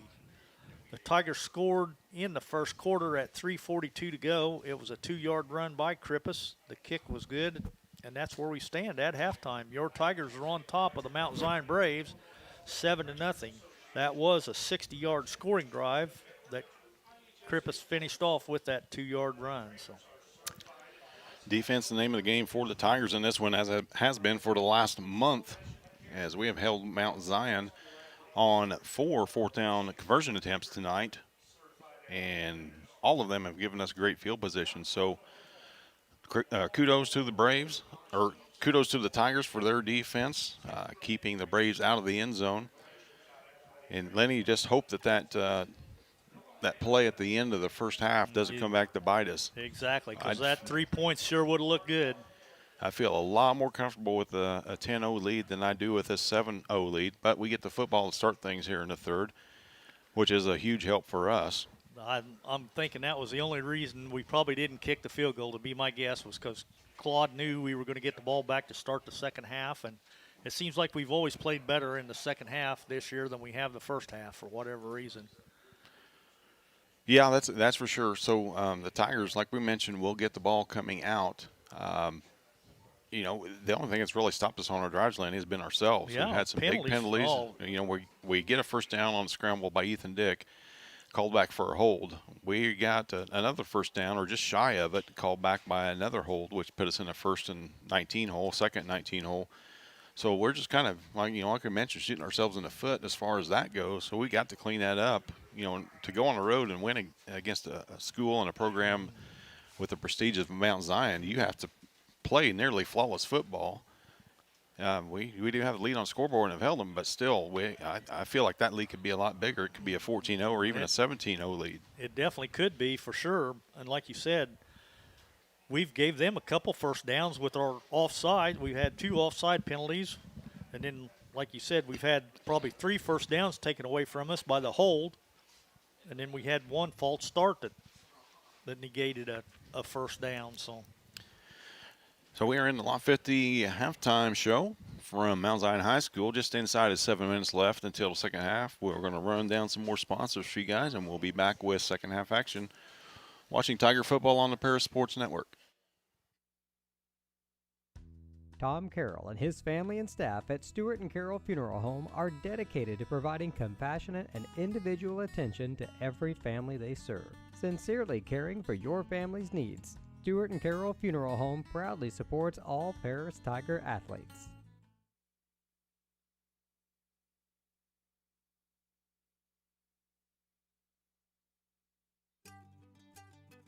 Cargill Dry Corn Ingredients, located on the west side of Paris. We believe the world eats better when we eat together. That's Cargill, helping the world thrive.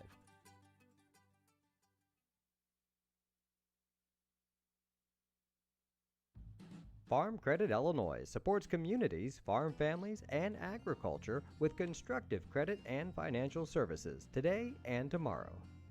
Helping farm families succeed, that's Farm Credit Illinois.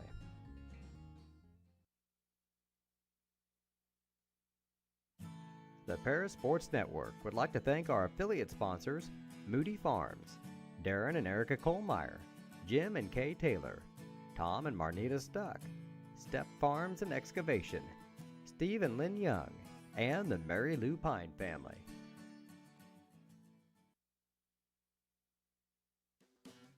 Great Heart Seed is dedicated to providing the American farmer with the most profitable corn, soybean, wheat, and alfalfa lines. Their vision is to work on your farm, helping you build higher yields and bigger profits. Contact them at 465-4132. Great Heart, great yields.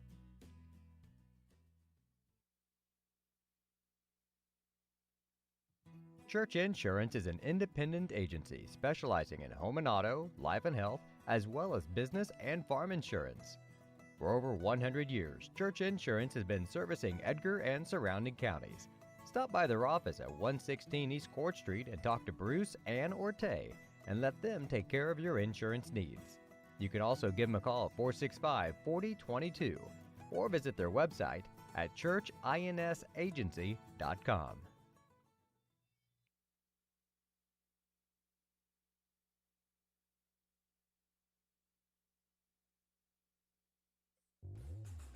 Lot 50 Brewing, located at 112 East Court Street, is the only brewing company in town.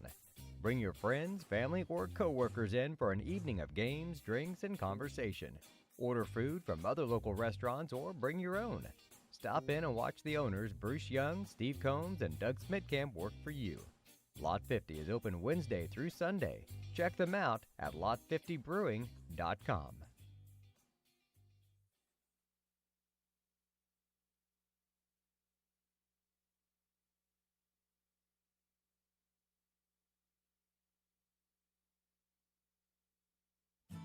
The Paris Sports Network would like to thank our affiliate sponsors, Moody Farms, Darren and Erica Kohlmeyer, Jim and Kay Taylor, Tom and Marnita Stuck, Step Farms and Excavation, Steve and Lynn Young, and the Mary Lou Pine family.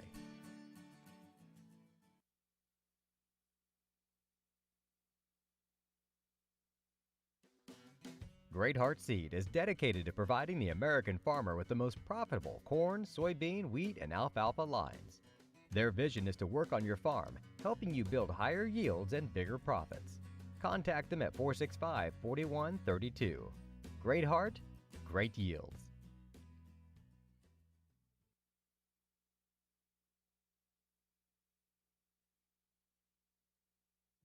Church Insurance is an independent agency specializing in home and auto, life and health, as well as business and farm insurance. For over 100 years, Church Insurance has been servicing Edgar and surrounding counties. Stop by their office at 116 East Court Street and talk to Bruce, Ann, or Tay, and let them take care of your insurance needs. You can also give them a call at 465-4022 or visit their website at churchinsagency.com.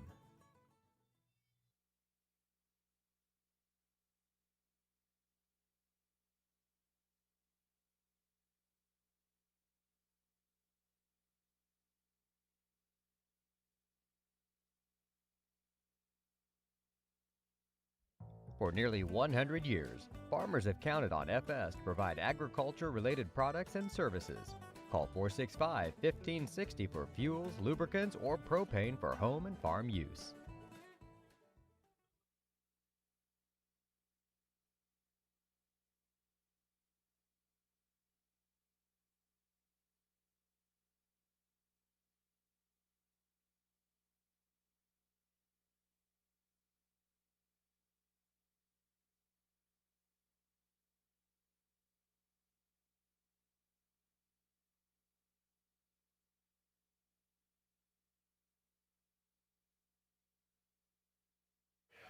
Welcome back to Tiger Football here on the Paris Sports Network. We got one problem fixed. We still got the same flashing on the screen. Sorry about that. We've talked to their IT guy, and he's remote, so there's not a lot that this fella can do about it. I'm not that technically inclined, but hopefully we got the brightness fixed for you. You can actually see the players now instead of just darkness. Look at the scoreboard, though, and it still says 7-0 Tigers, as we're at 2:40 of the 3 minutes that they put back on the clock. So we're just 2.5 minutes away from second half action here from Mount Zion High School. Lenny, one thing that doesn't seem to go in a slump for us, and that is our defense. Boy, that's for sure. Our defense has been solid all year long, and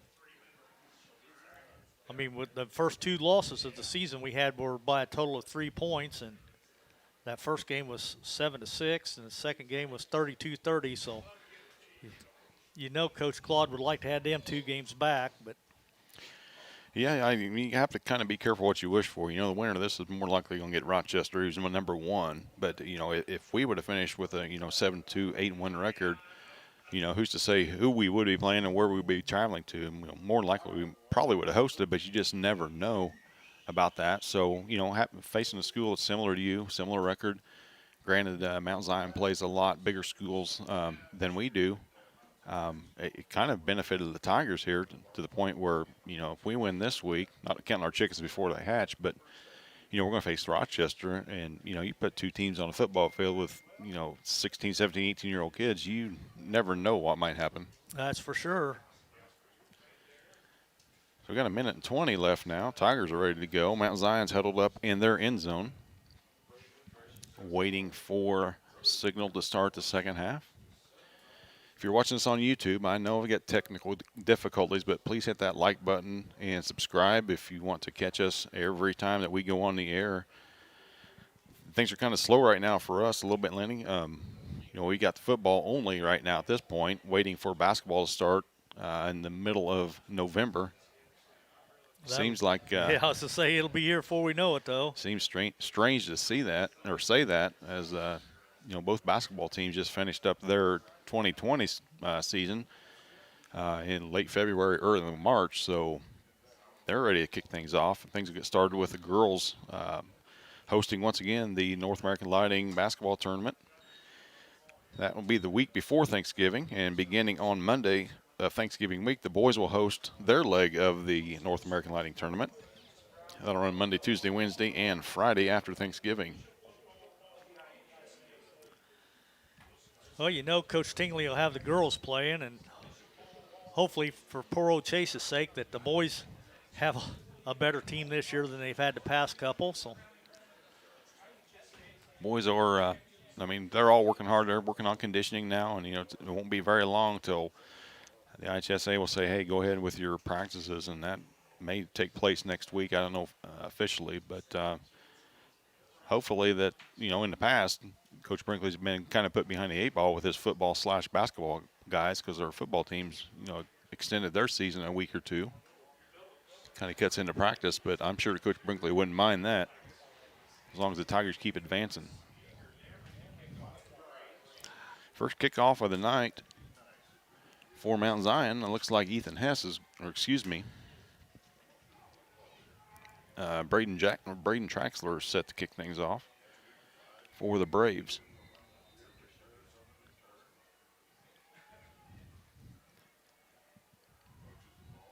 Kick is up and on its way. Squib kick, left side. Chased down there by the Tigers. Finally corralled, and it's into the end zone. It's going to be a touchback. Doesn't really matter if the Tiger touched it or not. Just saw this the other night.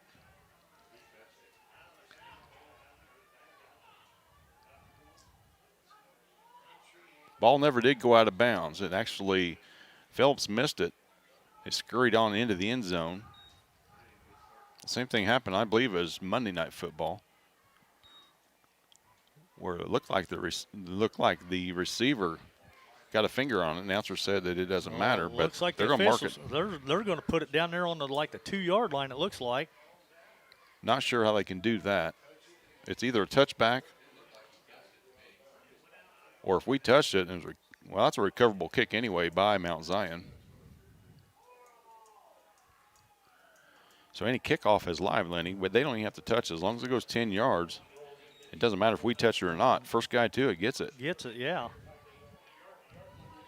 Very fortunate on that. The Mount Zion did not recover it in the end zone. A lot of confusion. They are going to bring it back to the 20, so Paris will have the ball on their 20.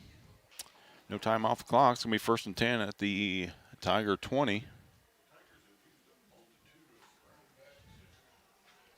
Looks like Dick's going to be the quarterback this series anyway. So Pinkston playing the slide in position. Ethan Dick hands it off, keeps it himself. Nobody out to the left. Good job by Norman Phillips of not wrapping up his guy and getting called for a hold. And a better job by Ethan Dick of fighting his way forward for 6 yards.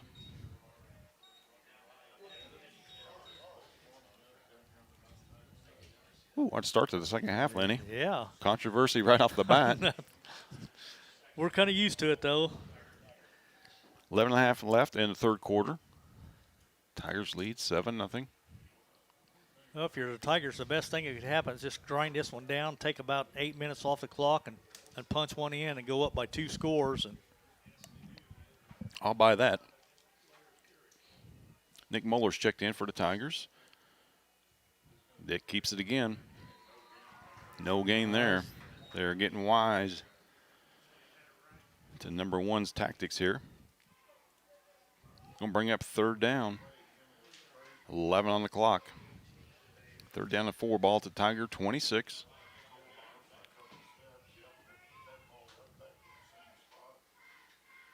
Krippus goes over to get the call this time from Coach Claude. 20 on the play clock.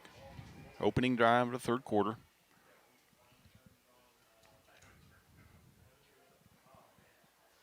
Krippus is in. I'll say Krippus is going to be the quarterback. So 5 on the play clock. Phillips in motion. Long heave over the middle of the field. Oh, Nearly Phillips almost had it. Or no, Ethan Dick Dick almost had it. Yeah, ball off the hands of Ethan Dick. Would have been a tough catch for the senior quarterback / wide receiver. Good throw there by Brady. But it falls incomplete. Tigers are going to have to punt.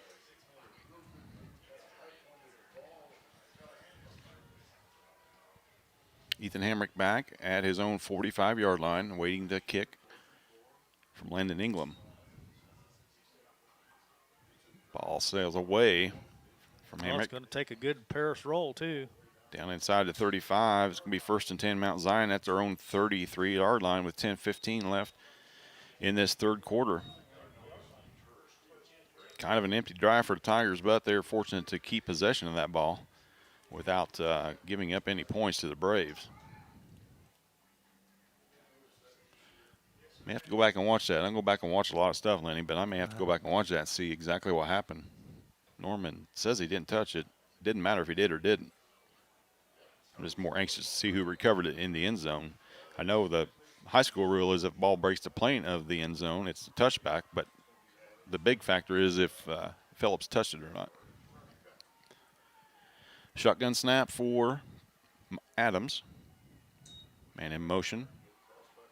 Good patience that time. Yeah, by Gerard. By Gerard. A lot of action happened in front of his face, but he took his time, waited for that hole, and hit it in a hurry. He picked up about 6 on the play. Bring up 2nd down and 4. Clock under 10 at 9:55.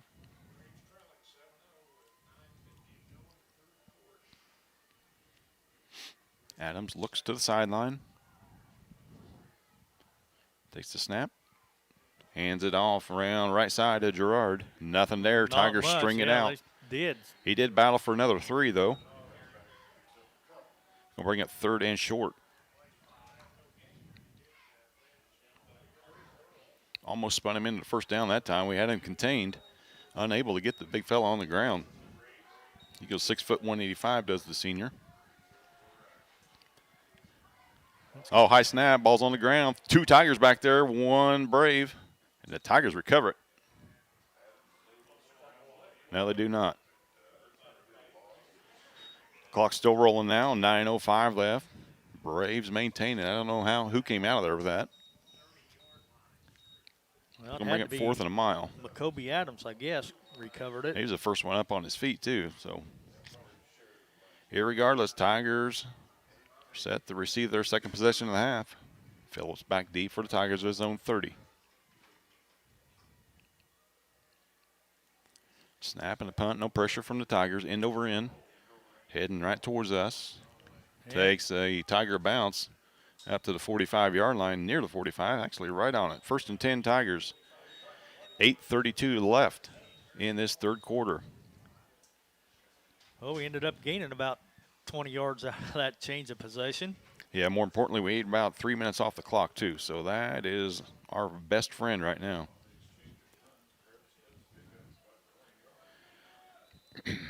First and 10. Great field position once again for the Tigers. Grip us back, not under center, but in shotgun for the Tigers. Takes the snap, hands off the board this time. Oh, nothing there for Eli at all. Yeah, just not a clean exchange that time. Eli couldn't put his foot in the ground and make a cut. We're going to call a loss of a half yard. We'll keep it at 2nd and 10.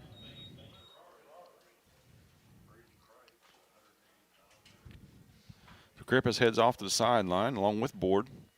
In comes Nick Moeller. Ethan Dick will be the quarterback on this play, unless we do something like a Wildcat.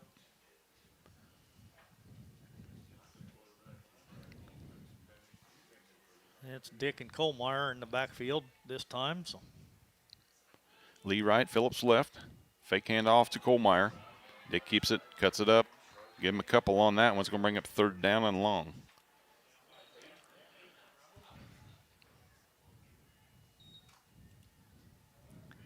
yeah, it's going to be 3rd and 9. So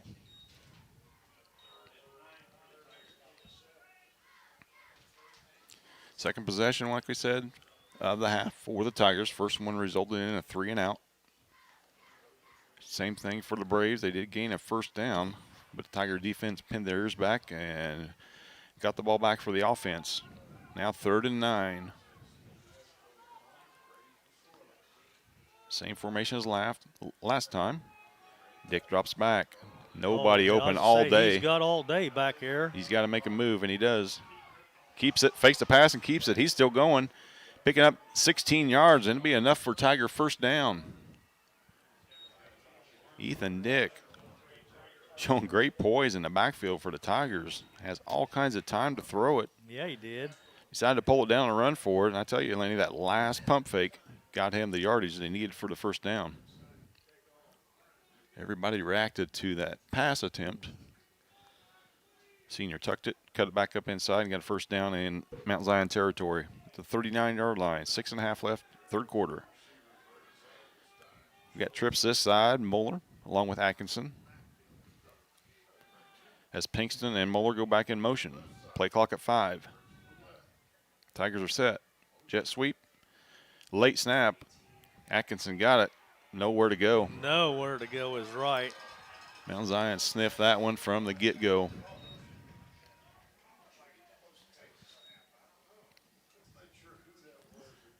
That probably was a snap intended directly for Atkinson. Things just did not look right on that one. You stick with our bread and butter, running the ball downhill. 5:55 left in the 3rd quarter. 2nd down and 14 now.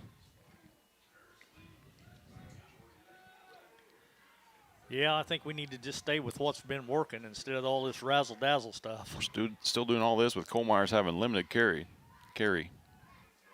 Pass to Dick. Dick right side, waiting for his blockers. Nobody there. He bulldozes ahead, though. He's going to make it a manageable situation. It's going to be 3rd down and looks like about 6. 6, yeah. That's a catch, and tuck your tail and run straight down the field, which is what Ethan Dick did.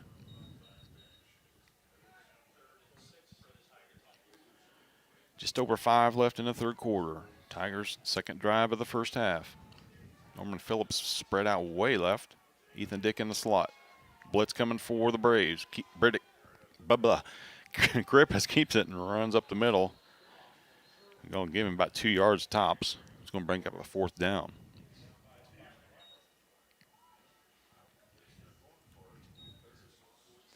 Keep the offense on the field in this situation for sure. 4th down and 4. Punt does you no good. Field goal attempts just a little bit out of Ingram's range. Atkinson brings the play in this time. So.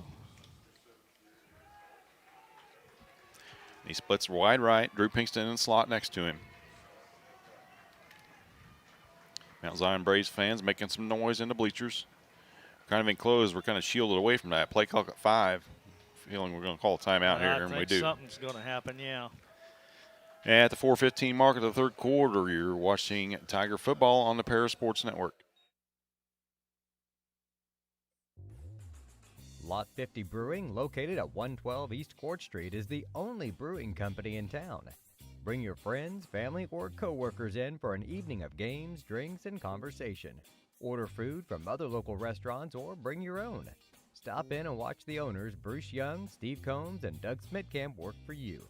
Lot 50 is open Wednesday through Sunday. Check them out at lot50brewing.com. Located at 500 West Jasper Street in Paris, Soleil Body Salon offers 5 lay-down and 1 stand-up tanning bed, as well as spray tan services. They also have a nail technician, an esthetician, and a hairstylist. Give Leslie and her staff a call at 465-7546. Welcome back to Tiger football here on the Paris Sports Network. Big fourth down play for the Tigers. 4th and 4 at the Braves 34-yard line. Dick's back in at quarterback now, so Kohlmeyer in the backfield. Takes a snap, rolls left. Throws over the middle of Pinkston. The tight end's got it. He's cutting upfield, makes a move back to the inside. Takes 2 Braves to take him down. He's going to set up a first down and goal situation. Inside the 10. So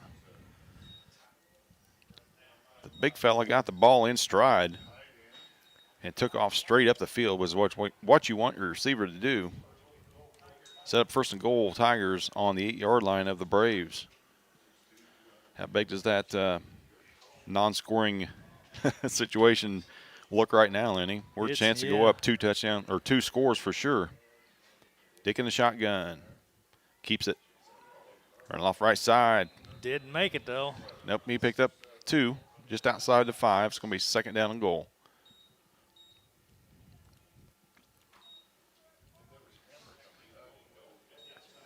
Kohlmeyer was the intended running back on that. Dick pulled it back, as he does so often, and makes a move.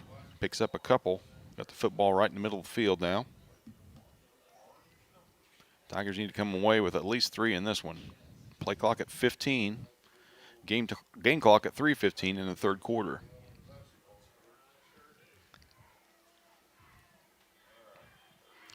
Two in the backfield this time.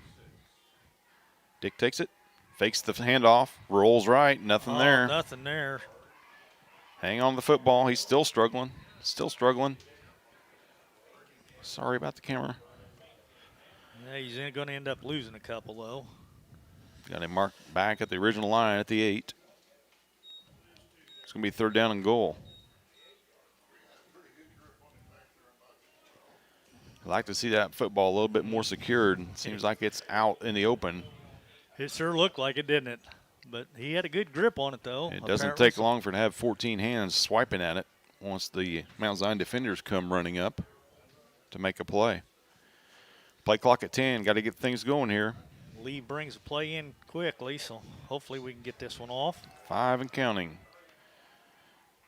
Shotgun snap to Dick. Rolls left. No intention of throwing this one. He's going to flag holding. They're going to call that touchdown called back. Unbelievable.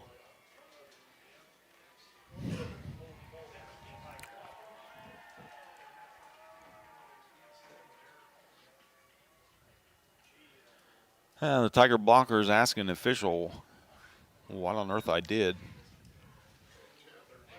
Official saying you held. That's going to back us all the way up to the outside the 20, about the 21. Third time we had a first down or a touchdown called back tonight for the holding penalty.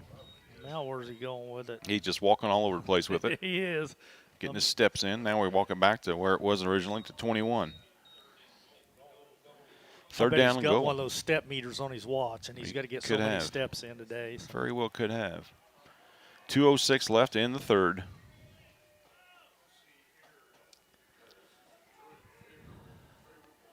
Got Kripp as a quarterback.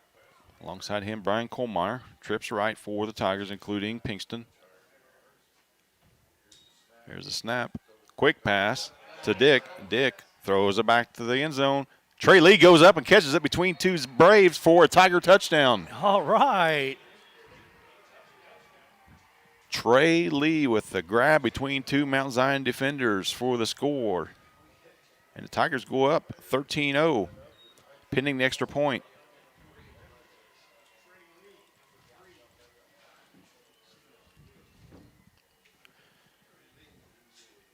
Folks watching, I'm sorry, your cameraman is a terrible operator tonight. I'm not going to even try to get around that.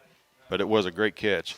Landon Ingram on to attempt the extra point out of the hold of Drew Rogers.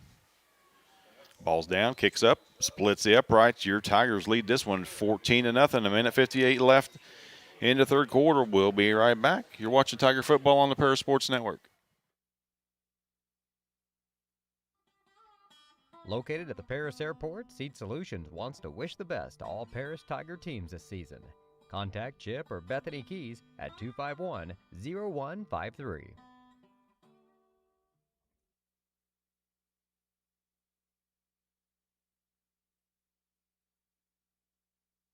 Terry Elliston has been your good neighbor State Farm agent since 1981. They focus on auto, home, life, farm, and business insurance, along with financial products throughout Paris and the surrounding areas. Their mission is to put the interest of others ahead of their own. They're committed to doing whatever is needed to meet their customers' needs and to truly be a good neighbor by serving the community in which they work and live. Call State Farm for a free auto insurance quote at 465-8548. Welcome back to Tiger Football here on the Paris Sports Network. Tigers just capped a 60-yard scoring drive that time with a pass from Ethan Dick to Trey Lee to make this a 14-0 lead Tigers. A minute 58 left in the third quarter. Ingram to kick off. Puts his right foot into it. Good low kick. Very returnable, though. It is. It's coming to the left side. That's a big return. It is going to be There's a block in the back. It's got to be called. It wasn't. Those kind of kicks are very returnable, Lenny. Once he gets a chance to scan the field, find out where he's going, nobody's back there on him yet. And a big return that time for Hamrick. Right at midfield, we'll count it. First and 10 Mount Zion, a minute 49 left. Kind of the spark that Mount Zion needed there. Been kind of treading water on offense, thanks to good, strong Tiger defense. Well, hopefully our defense really stiffens up here and stops them, and 3 and out. Kobe Adams back in the shotgun. Hamrick to his right. Hamrick gets it. Counter play. Tries to bounce the left side. Kohlmeyer's there. No gain on the play. Ethan Curl in on that stop as well, along with Camden Crowder. No gain. The ball sits at midfield. Second down and 10. Minute and a half left in the third quarter. Yeah, that's the main thing. The clock's still running, so. Same formation. Lutz still in the backfield with Adams. He drops back the pass. Long one down the left sideline. Good defense down there by Paris. Yeah. Norman Phillips got a fingertip on that one to knock it away. I thought it was going to be a long completion for a touchdown for a minute because I didn't think Phillips had a chance. Kristen Kie got behind him, 6'3", 170-pound senior. Had a step on Phillips. Phillips reached back at the last second to tip it away. Bring up third down and long. 1:09 left in this third quarter.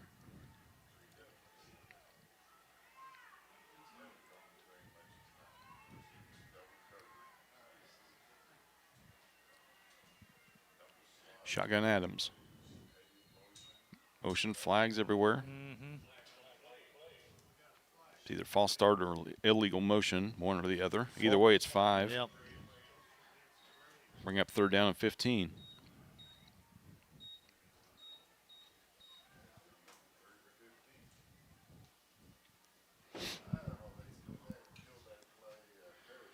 .109 in the third quarter. Third down and 15 for Mount Zion, now in their territory at their own 45. Adams in the shotgun. Receivers right, receivers left. In motion goes Petty. Drops back, and that's red. Oh, that is yeah, sniffed out by Colmeyer. Colmeyer had that one dead to right. Pass is completed. Tie roll, but Derek Entlingen is no gain. We'll bring up 4th down and 15. Good open field tackle and a great read there by BK on that stop. Phelps back deep for the Tigers.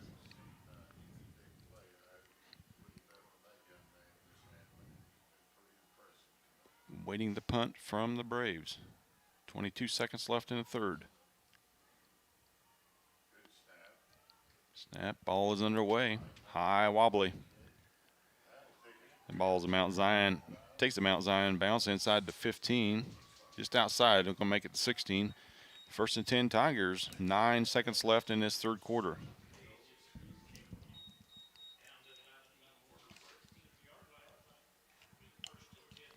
Mount Zion unable to generate any offense in this second half. Well, that's for sure, and that's what we like, though. Actually, it's been quite a while. Probably the first drive of the game for the Braves was their best thus far. Aided by a couple Tiger penalties. Still a good job by Mount Zion of running the football basically right down our throats. Adjustments were made. And Tiger defense has stiffened. And now we got 1st and 10 at the 16-yard line. Ethan Dick in the shotgun. Snap. Keeps it. Going to run up the middle. He's still fighting. He's still going to get about 7 yards on that one.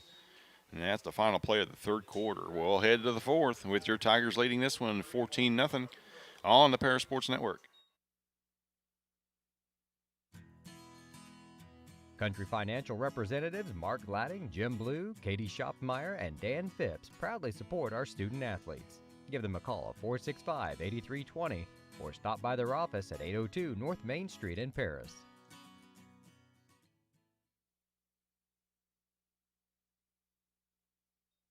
Diamond Brothers Insurance, LLC has been providing security and peace of mind for individuals, businesses, and government entities for over 150 years. Their agency philosophy is to serve their communities with excellent service, advanced technology, and comprehensive insurance protection. Visit any of their 44 locations throughout the state of Illinois, Indiana, and Wisconsin. You can give them a call at 465-5041 or stop by 111 Sheriff Street in Paris.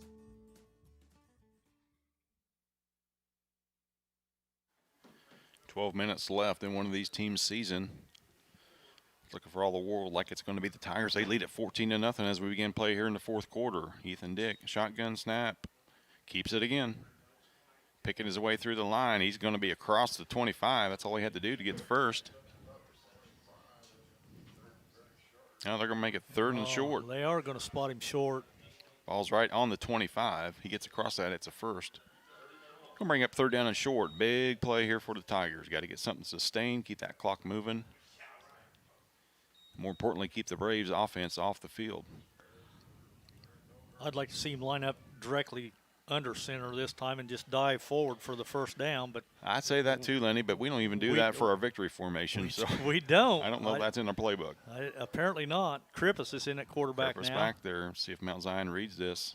He keeps it. Great block there by the fullback. And Eli bored with a big block, and he pushed Krippus across. There's no way that Eli was going to let that play not happen. Senior pushed his junior quarterback across the goal to gain to be 1st down Tigers at their own 28. 11 minutes left in this one. See if Dick goes back to quarterback now. They say we were running the read option, Lenny, but we haven't optioned any of it yet. Our quarterback has kept it every single time. Pretty much, yeah. He keeps it again. Ethan Dick, left side. Tries to cut it back in. Nothing doing there. Happening there. He might have got a half a yard at the most. He said that we'll call it 2nd and 9. Well, we're going to need another 40 seconds off the game clock. 35 seconds at least. 10-15 left in this. 2nd 9 Tigers at their 29. The clock is definitely our friend right now for sure. So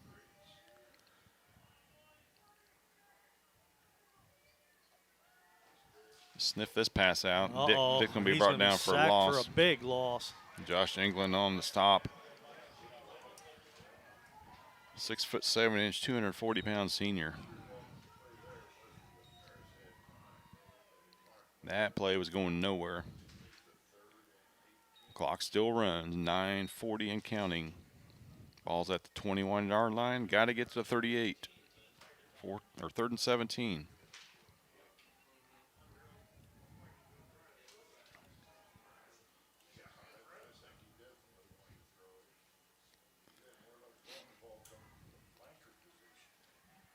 Tigers break the huddle. 5 on the play clock. Got to get set, Norman. He does. Just get it off. Dick's looking left. Nothing there. Reestablishes Norman right over the middle. Catches it. Get upfield, Norman. He's trying. He's going to be short. He's going to be short. Got him marked at the 36. Does the far linesman. Great patience and even better protection that time by the Tiger line. Ethan Dick had all kinds of time to scan his progressions. Landed Norman Phillips, which was the right guy, just about 2 yards short. Looks like Tigers are going to go for it here. Scratch that. We're bringing our punters out. Our kicking team out. 15 seconds on the play clock, 8.5 on the game clock. Tigers to punt it away. They got one guy back, and he's only about 20 yards deep as he's moseying back. Good job by England to get it over his head. And it's still rolling inside the 15. Tigers are going to down it at the 11-yard line. Boy, that was a great punt. Another great punt by Landon Ingram. The returner just moseyed his way back there, Lenny, just kind of walking backwards casually. Well, he snapped it, kicked it away. He had no chance of fielding that. 65-yard punt on the play. He kind of acted like we wasn't maybe going to punt it. So. Yeah, just not the right call there. You're up 2 scores. Even they've got nothing on their side of the scoreboard. Your defense is doing its job. Let them get that back out there. Long field ahead for the Braves. They got to go 89 to score. 8:14 left in this one. Trips right for the Braves. Evans is back in at quarterback for them now. Keeps it. Left side, not much there. I'm not sure he even got back to the line, to be honest. They're going to mark it at 10. It's going to be a loss of 1. It's going to bring up 2nd and 11. Right side of that Tiger defensive line, led by Gabe Winans, doing the job.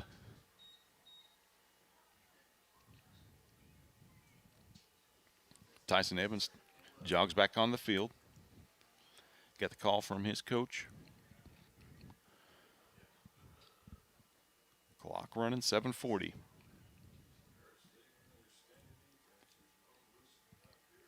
Ten on the play. Waiting for another call. Trips right, moves his back to the left side. Here's the snap. Looking for something over the middle, dropped. Pass was in and out of the hands of Shiren Petty. It's going to bring up 3rd down and 11. Well, he was open on that little slot pattern. Yeah, they had 2 guys running basically the same pattern, and they were both open. I think he heard footsteps, though. That's very possible. You get hit by Colmar a couple times, you remember it. 3rd and 11, 7:24 left. Evans in the shotgun. Takes the snap, straight back. Now he rifles it over the middle and nothing there. Pass intended for Petty once again. Nick Muller back there to run a little bit of interference, and that's all he needed. We got a penalty on the play. If it's holding against Mount Zion, you decline this one. If it's anything against Mount Zion, you decline it. You decline it, yeah. It is a hold against Mount Zion, and it is declined. So 4th down, another big stop for the Tigers. They should get good field position near midfield out of this one. Phillips comes back. Halfway between him and his line is Brady Krippus.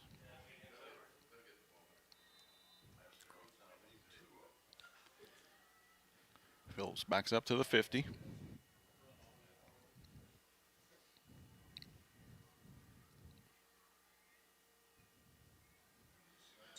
Snap, good snap. Oh, blocked straight up. Oh, Bartley got into the kicker. I think he got a hand on it, though. I'm hoping he did. Yeah, Bartley got a fingernail on that one. That's going to be a net 12-yard punt. They're going to mark that down at the 18-yard line, it looks like. That ball went straight up off the punter's foot. I don't know how we get to that. Generally, you're told to aim for the foot, but that ball went straight up off the punter's toe. Bartley still got a finger on it. Now we're in kill zone right here. You would think so. The ball's, like you said, inside the red zone. So 1st and 10 Tigers at the Mount Zion 18. Snap, handoff to Kohlmeyer. Off the right side, nothing there. Give him a couple. Want to keep the ball in your seniors' hands on this. Make sure that's secure. We got an injured Brave on the field.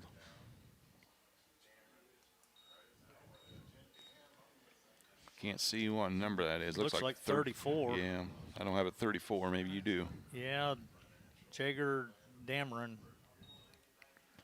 He's a running back, linebacker. Dameron down with an injury. He's just a sophomore, so. Yeah, we'll take a timeout here while they tend to him. We'll be right back with Tiger Football on the Paris Sports Network.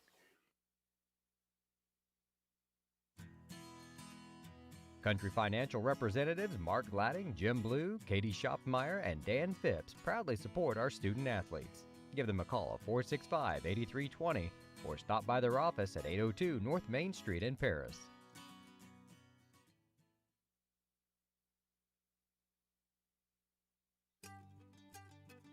Cargill Dry Corn Ingredients, located on the west side of Paris. We believe the world eats better when we eat together. That's Cargill, helping the world thrive.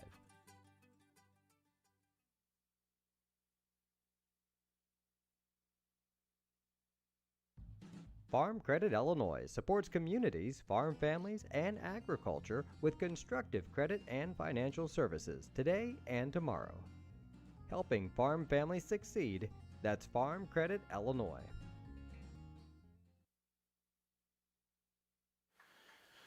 Welcome back to Tiger Football here on the Paris Sports Network as Jagers helped off the field.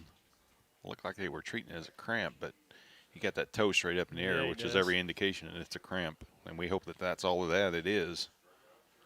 A young fellow will be able to get back on the field before this one's over. 6:54 left in the game. Tigers will face a 2nd down and 8. Dick's quarterback again. Looks like Board in the backfield. Gives it to Board. Board makes a cut. Still driving, Pushing the pile. Eli is going for the end zone. He's very close to a 1st down as well. He got the 1st down, I believe. 1st down to go is at the 8. And it is 1st and goal. About the 16th time Tigers have had 1st and goal from the 8 tonight. Clock winding, 6:40 left in it. Tigers, like we mentioned, in the kill zone here at the 8-yard line. They're smelling blood now, though. Up 2 scores, and this would make 3 if they punch this one in. Score right here is going to be awful hard hill for Mount Zion to climb. Tigers spread out wide. Dick, quarterback. High snap. Board up the middle. Gets inside the 5, right at the 5. It'll be 2nd down and goal.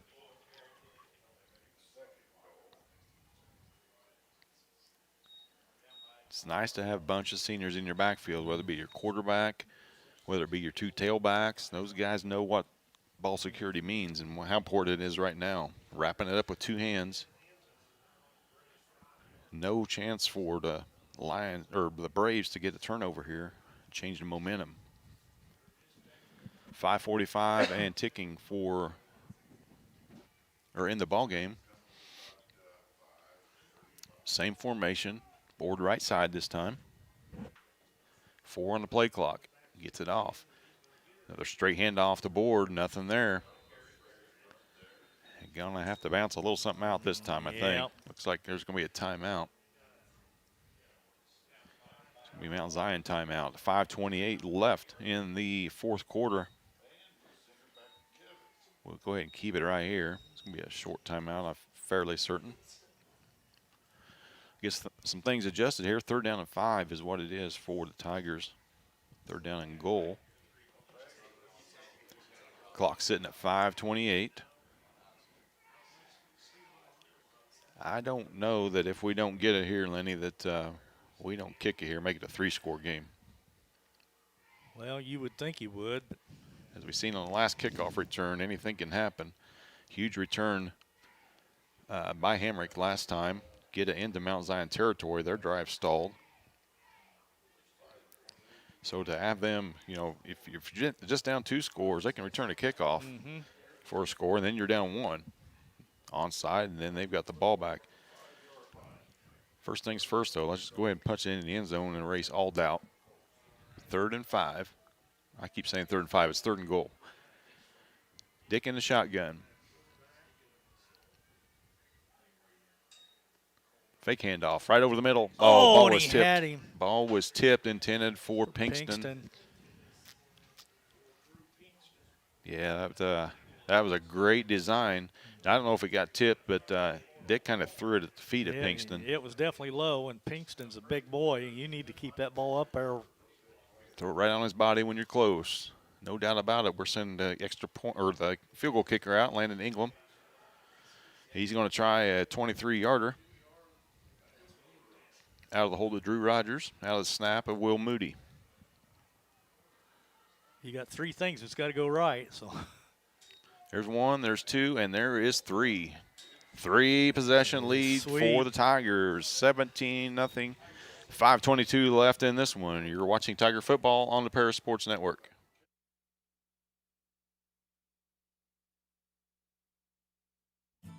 The Paris Sports Network would like to thank our affiliate sponsors, Moody Farms, Darren and Erica Kohlmeyer, Jim and Kay Taylor, Tom and Marnita Stuck, Step Farms and Excavation, Steve and Lynn Young, and the Mary Lou Pine family.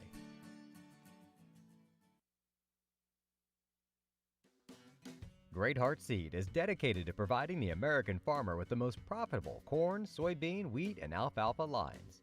Their vision is to work on your farm, helping you build higher yields and bigger profits. Contact them at 465-4132. Great Heart, great yields.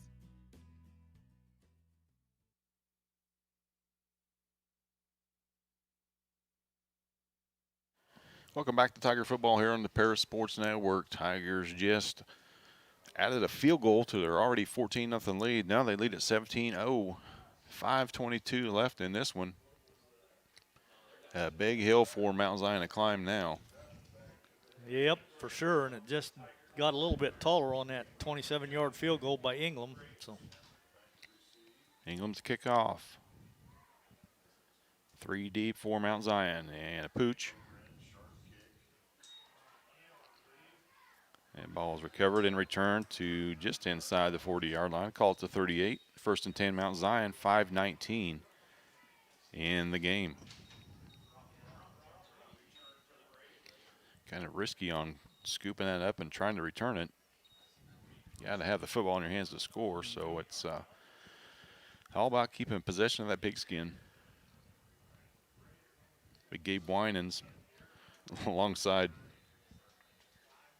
Logan Bartley, they're ready for some action. They're chomping at the bit. Yeah, they are. They have played good tonight for sure. Mount Zion in hurry-up mode here. 5:19 left. Evans back under center, in shotgun. Scans left side, fakes it, rolls left. Tough throw. And just over the hands of Kihei. 2nd down and 10. Clock stop, 5:14. Tough to throw it when you're rolling left as right-handed quarterback. And it's just a little bit too tall.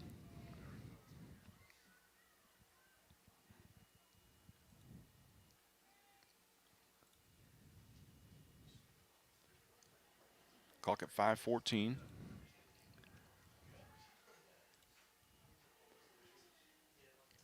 Mount Zion set.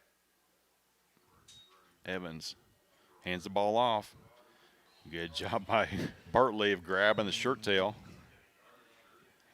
of Zach Gerard. He got a little, but not much. Yeah, he stretched that T-shirt out in the size where it might fit me now. Give him one. We'll give him one. That went from medium to an extra large in a hurry as Bartley had his paws on it. 3rd down and 9 now, clock moving. Evans back. Got time. Bartley chases him out of the pocket and open down the sideline. Hamrick with a 1st down grab for the Lions as they move into Tiger territory at the 45. Well, that's his first completion tonight. Ball set, 4:32 and winding. The other completions have been by Adams. So. We're not ready for this. Quick snap. Pass is complete to Hamrick once again. He's down and out of bounds at the 32, driven out there by Ethan Dick.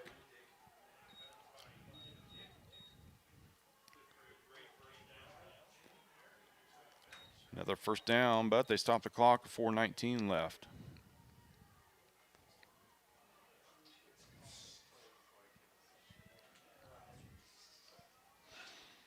$20 on the play clock. A lot better poise that time by Evans. Didn't get in too big of a hurry. Got rid of it. Hamrick seems to be their go-to dude. Penalty marker on the play. It's going to be a false start against Mount Zion.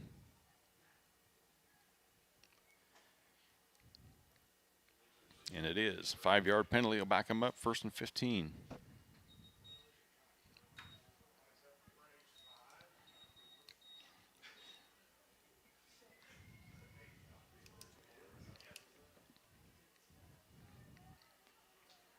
.418 in this one. 1st down and 15, Mount Zion.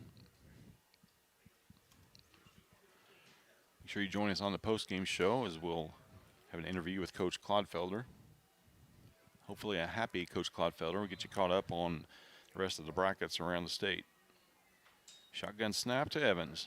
Looking left, nothing there. Pump fake and swallowed up in the backfield that time.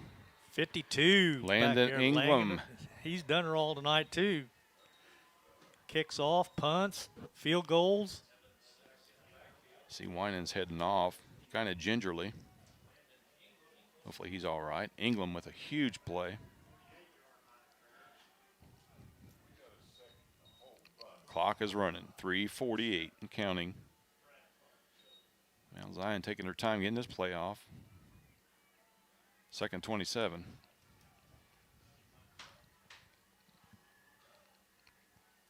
Evans in the shotgun. Hops back, lets her fly right side or left side. It's overthrown. I don't see no flag, so that's a good thing. Norman Phillips on the coverage that time. Boy, that'd been a easy time for the official to call a flag. It looked like all the action was down the lower half and nothing up top. I think their legs got tangled up. And the result is an incomplete pass. 3:28 on the clock, 3rd down and 27 for Mount Zion.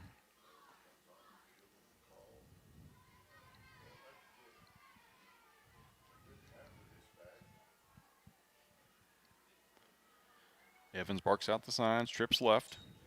There's a snap, nothing. Everybody just stopped on the play. Well, he chucked it out there to look like. Sounded like a whistle blew for some reason. It was snapped and everybody just froze. The pass went out to 21. Yeah, the pass is complete for about 8 yards. Going to bring up 4th down and a bundle. We'll call it 4th and 18. Ball's on the 40-yard line of the Tigers. Once again, a chance for a 4th down stop for Paris. They do that, this one's over. Tiger fans getting loud on the far sideline. Timeout, Mount Zion, probably a good timeout. Had plenty of time on the play clock, but Coach Etherton wants to make sure he's got something dialed up here, as this is the ball game in the season here. We'll take one last quick break before coming back with the remainder of this when you're watching Tiger football on the Paris Sports Network. Church Insurance is an independent agency specializing in home and auto, life and health, as well as business and farm insurance. For over 100 years, Church Insurance has been servicing Edgar and surrounding counties. Stop by their office at 116 East Court Street and talk to Bruce, Ann, or Tay and let them take care of your insurance needs. You can also give them a call at 465-4022 or visit their website at churchinsagency.com.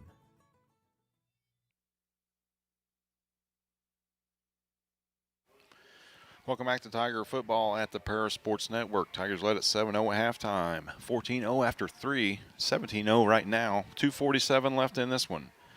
Mount Zion facing a 4th down and 18 at the Tiger 40. Evans back in the shotgun. Trips to his left. Gone that way every time. This time he rolls, throws it back right. Turn around, Norman. Turn around. Oh, it went up and caught. Touchdown. Yep. Doggone on, I missed it. There's a touchdown anyway for Mount Zion. That's pulled in by Hamrick. Been the focal point of the Mount Zion offense in this second half. 2:39 mark, Mount Zion's on the scoreboard. We'll see how big that field goal was, Lenny. I think it's going to be huge. Tigers lead at 17-6 pending the extra point / 2-point conversion. They're running their kicker out there, Traxler. You might as well get 2. 17-8 will do you no good. You still got to score 3 times.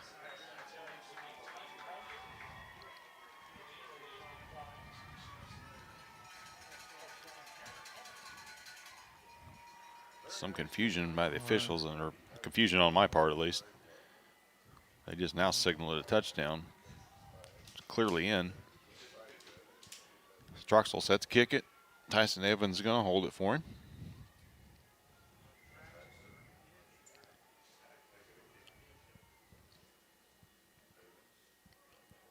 Here's the snap. It's good. The hold is good. Tigers smother that one. Yeah. Anybody and their brother could have blocked that. Logan Bartley breaks through the line to block that. Extra point attempt. Still a 2-score game, but 2:39 left on the clock. And the Tigers holding a 17-6 lead. Well, for the Braves, Lenny, step one's taken care of. You put points on the board. You cut it down to a 2-score game. Step two is going to be to recover this onside kick that's definitely coming. Yep. Mount Zion just has 1 timeout left. This is where you put your hands, team, on that second row or first row, wherever you want them at, close to the football. Because everybody in the stadium knows what's going to happen here. You secure it, fall on it. You don't need to make a play. Just make sure that we send our quarterback and our offense back out there after this kickoff. For sure. And then all you got to do is milk the clock out.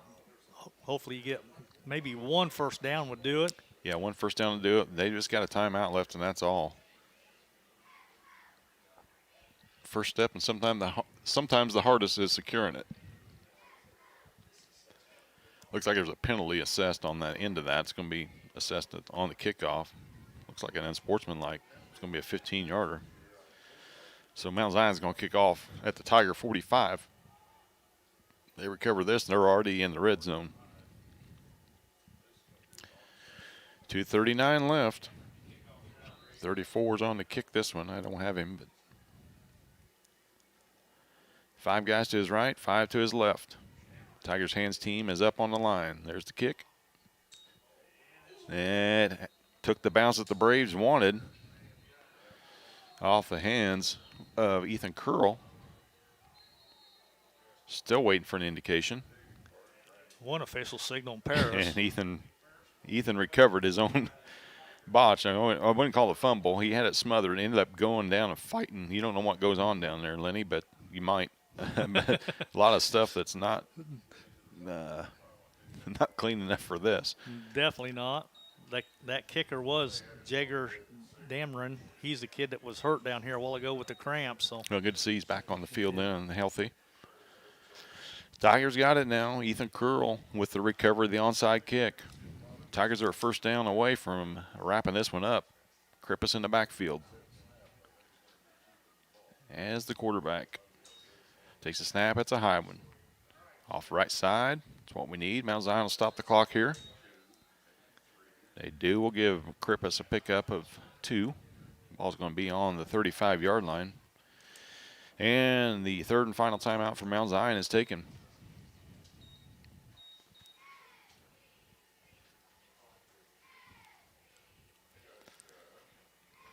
Still not out of the woods yet. 2 scores, 2.5 on the clock.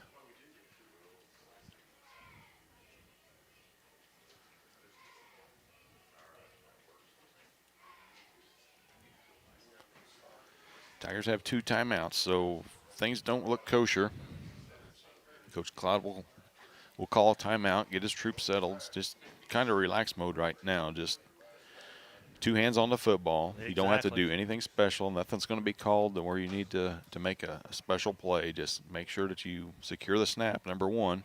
We've had an issue with that this year, but it seems to be ironed out. Looks like Krippus is going to be your quarterback. Ethan Dix out here in the slot. So here we go, 2:30 left, 2nd and 8 for the Tigers. Full blitz coming for Mount Zion. Krippus reads it and runs right through it. You see they're trying to strip it. Brady hangs on to it with both hands. And he's going to be brought down after about a 3-yard gain.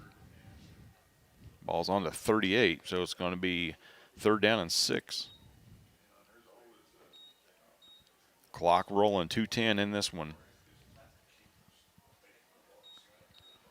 That blitz was coming from the right side. Brady's left. He took the snap and ran right into that blitz. Well, luckily able to wrap it up. As you can see, Mount Zion just trying to beat it out of his hands. They were, man. That one guy looked like he had almost 2 hands on it trying to rip it out of there. Ethan Dick back in at shotgun. 1:45 left, 3rd down and 6 Tigers. Snap, Dick right side. Cuts it upfield, he's got a 1st and more. 1st down and more. That will pretty much do it for the Tigers if they can hold on to it. Oh, man. Brought down by the throat or the face mask or anything you want to call it. I was going to say horse collar tackle, but I see no flags on the play, so they're going to let it stand. QB1 hops up, 32-yard line of Mount Zion, minute and a half. We're 3 snaps away from this one.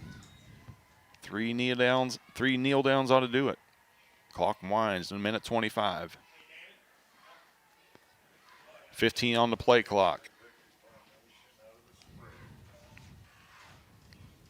Now 10. Just waiting for the clock to run down. 1:10 on the play clock, or on the game clock. Dick takes it, drops to a knee. Minute 5 now. 2 more of those will do it. Lenny, we're playing in week 11, buddy. We are. Make sure that you stay tuned for the post-game shows. Coach Claude Felder will come up to our position for an interview. He will be a happy fella.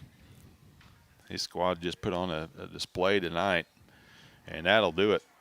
35 on the play clock. Tigers move on to week 11. That we do. With a 17-6 victory over the Mount Zion Braves. Officially 20 seconds. Tigers are ready. They're forming their victory line. Mount Zion, you feel for them. You feel for any team. You know, there's only 8 teams that win their final game of the season in Illinois. Tough to go out in any round. And that will do it. Clocks, triple zeros. Scoreboard 17 for the Tigers, 6 for Mount Zion. We'll be right back with the postgame show on the Paris Sports Network.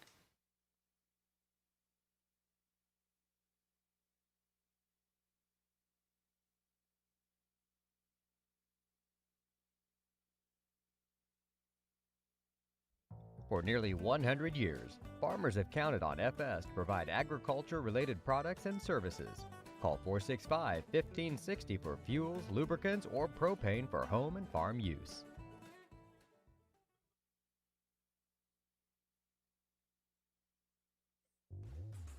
Lot 50 Brewing, located at 112 East Court Street, is the only brewing company in town. Bring your friends, family, or coworkers in for an evening of games, drinks, and conversation. Order food from other local restaurants or bring your own. Stop in and watch the owners Bruce Young, Steve Combs, and Doug Smitkamp work for you. Lot 50 is open Wednesday through Sunday. Check them out at lot50brewing.com. See Diamond Financial for all of your income tax needs. Ben Lucan has 30 years of income tax preparation experience. He and his well-trained staff can take care of all of your personal, corporate, partnership, trust, and not-for-profit tax returns. They'll also take care of all of your payroll and bookkeeping needs as well. See them at 208 East Jasper Street or call 465-8562.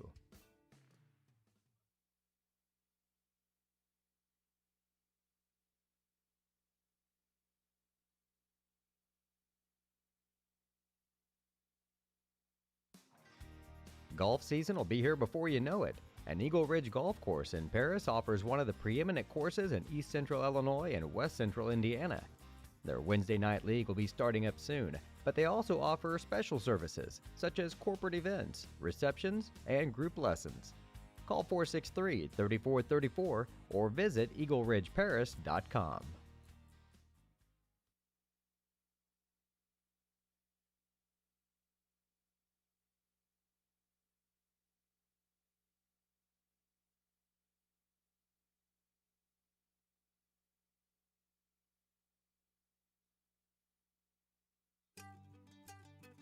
Cargill Dry Corn Ingredients, located on the west side of Paris. We believe the world eats better when we eat together. That's Cargill, helping the world thrive.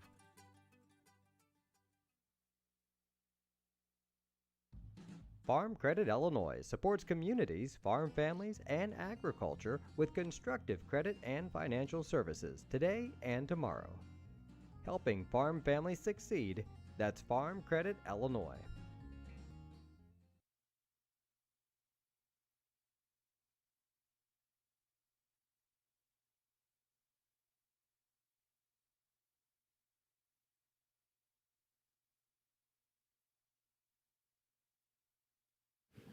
Welcome back to Tiger Football here on the Paris Sports Network, where your Tigers are victorious over the Mount Zion Braves by a score of 17-6. Tigers advance to play Week 11.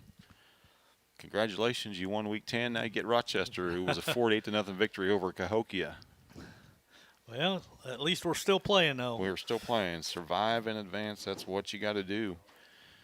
We will face Rochester, like we said, next weekend. We'll make sure that we verify the times and everything for you, but pay attention to our Facebook page, our Paris High School Facebook page as well, to find out what time and where that will be. Every indication I heard is that we're going to have a home game next weekend, Lenny. That would be awesome. Yeah, as Rochester comes to town. So we'll wait and see.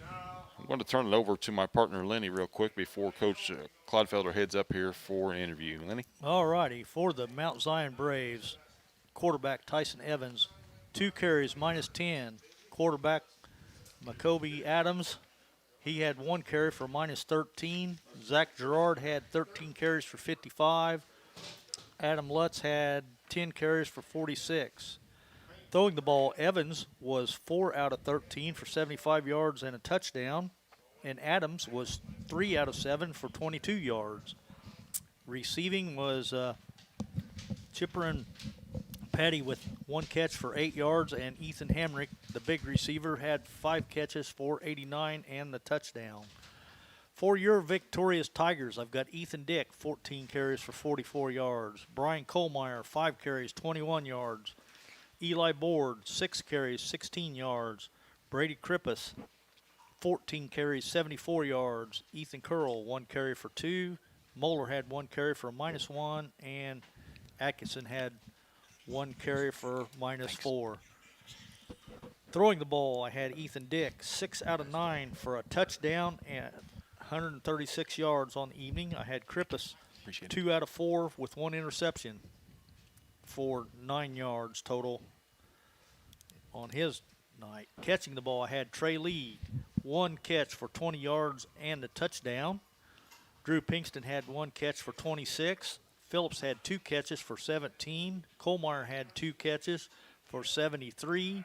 And Ethan Dick had 2 catches for 9 yards. The Tigers were penalized, though, a bunch of times tonight. 8 times for 70 yards. But nonetheless, we're still victorious. I'll recap the scoring. In the first quarter, 3:42 to go, it was a 2-yard run by Krippus. The kick was good. Paris was up 7-0. That's the way we stood at halftime. But then in a minute 58 to go in the third quarter, it was a 20-yard pass from Dick to Lee for the touchdown, which actually started out as Krippus at the quarterback. He threw it out into the flat.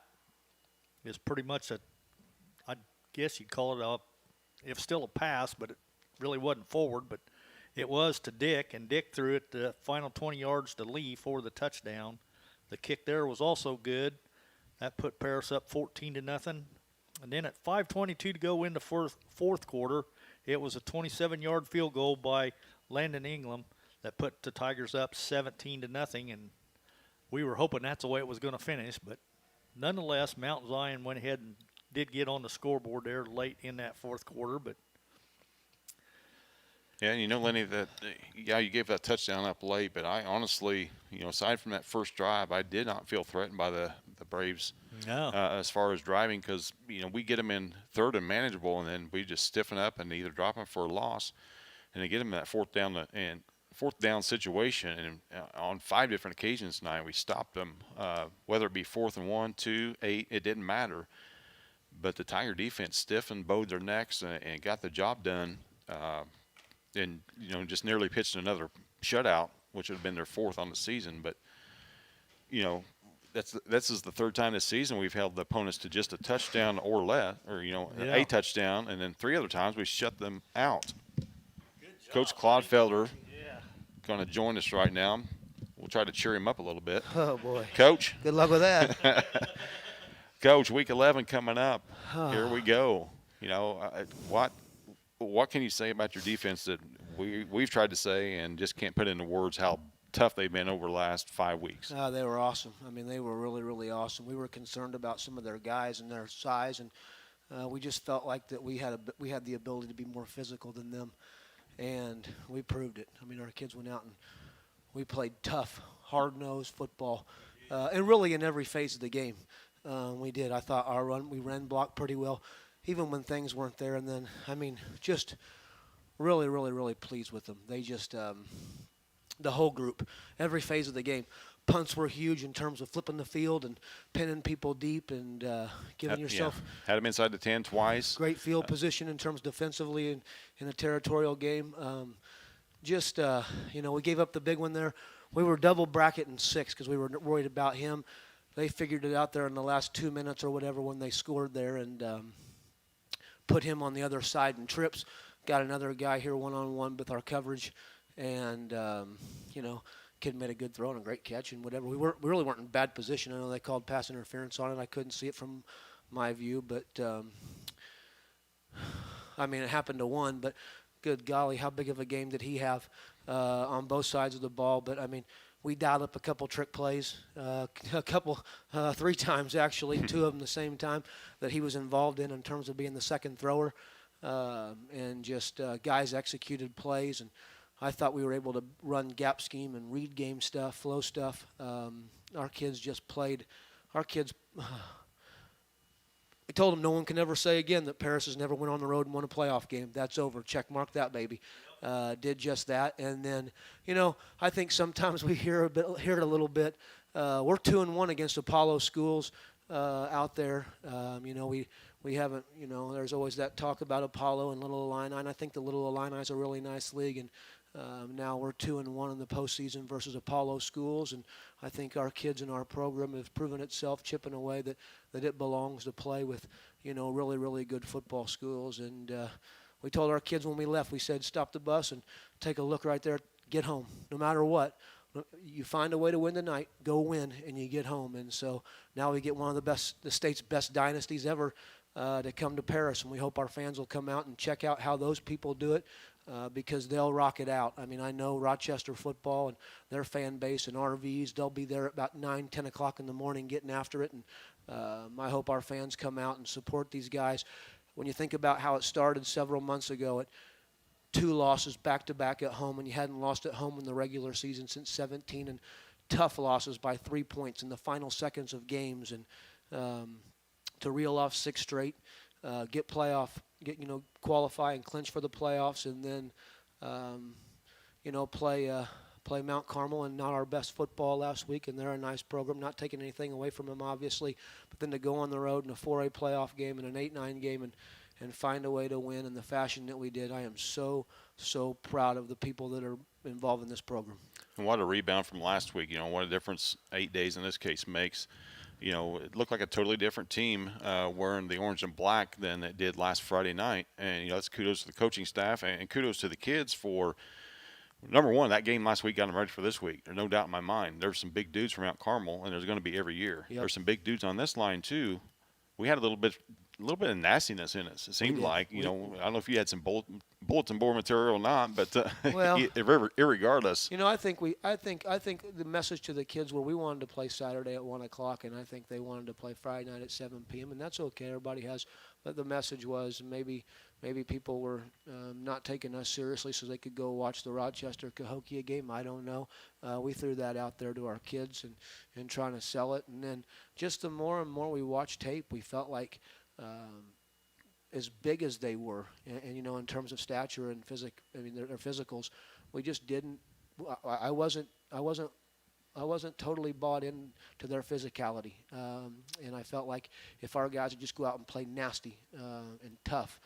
And I think we did that. We did that up front on both sides of the ball. And, again, guys just played really, really disciplined. Yeah, we did a good job. We talked about the opening drive. I'm like, holy cow, here we go. They're going to jam it down our throats the whole game. Bowed our neck, stopped them on the first of our 5 fourth-down stops of the night. Yep. And it just kind of set the tone. Marched down there for a long scoring drive and, the go-ahead score, and now we get a chance to celebrate you won't celebrate, but anyway, we get a chance to be happy for another, 7 days until we do host another playoff game. It's something that 4 or 5 years ago we never said, and now it's kind of routine. We're going to host a football game, and it's going to be huge, like you mentioned, and we'll implore the fans, via Facebook, school, whatever we need to do to get them out there for us. I mean, when you think about the group getting ready to come in here, they've won 8 out of the last 10 state titles in Class 4A or 5A. But to be able to get on the field with a group of people like that and see where you're at, and obviously we'll do our best to get our kids prepared throughout the course of the week as a staff, and our kids will do a nice job, I'm sure, of terms of trying to get ready to play the game. And you know what? We're going home. There's a goal. We're in the Sweet 16 again when you look at it that way, and we'll just we'll try and have fun with it. And that doesn't mean we're going to concede, because that's not our group. That's not our coaches. That's not our players. That's not anybody. We're going to get ready to play a really good program, and we're going to be excited about it, and we hope Paris is excited about welcoming them to our community. Yeah, last game of Week 10, we saved the best for last, in my opinion, 17-6 Tiger victory. Coach, thanks for stopping by. We'll let you get back to your dudes and celebrate this one, and we will see you next Saturday somewhere. I appreciate it. Thanks for all the fans. We had a great crowd over there. I appreciate the fans that came over. I had a guy that stopped me on the way up from Mount Zion, and he said, your kids and your fans were awesome to come over here in the way they did. I appreciate the fans that drove over. I hope they're careful going home, as well as the fans that tuned in and enjoyed the evening and the game, watching it back home on the Paris Sports Network. See you all next week. Go Tigers. Thanks, Coach. Head coach of the Tigers, Jeremy Clodfelder, stopping by to see us, and going to head down and celebrate with his team now. And Lenny, Week 11 coming up in 7 days, as we're going to host Rochester, number 1 team in the state, and number 1 for a reason. Yeah. But irregardless, we're going to celebrate this one just as long as we can, as we head back home. And make sure you look at our Facebook page and also the high school's Facebook page to find out what time it's going to be. I assume it's going to be an afternoon game on Saturday, but we'll have more details on that as the week goes along. That we will. And once again, the Tigers come away 17-6. So, like Coach said, we can check off winning one on the road. So. Yep, so we're going to head out of here with, along with my partner, Lenny Irwin. This is Jeff Chambers signing off. Thanks for joining us on the Paris Sports Network, and we will see you next Saturday night. You've been listening to Paris Tiger Sports on the Paris Sports Network, brought to you by the Stewart and Carroll Funeral Home, White Sheet Metal Heating and Air Conditioning, Farm Credit Illinois, Prospect Bank, Soleil Body Salon, Diamond Brothers Insurance, Ingram Waste Disposal, Diamond Financial, Illini FS, Country Financial, and Terry Elliston State Farm Insurance. Also our affiliate sponsors, Moody Farms, Darren and Erica Kohlmeyer, Jim and Kay Taylor, Tom and Marnita Stuck, Step Farms and Excavation, Steve and Lynn Young, and the Mary Lou Pine family.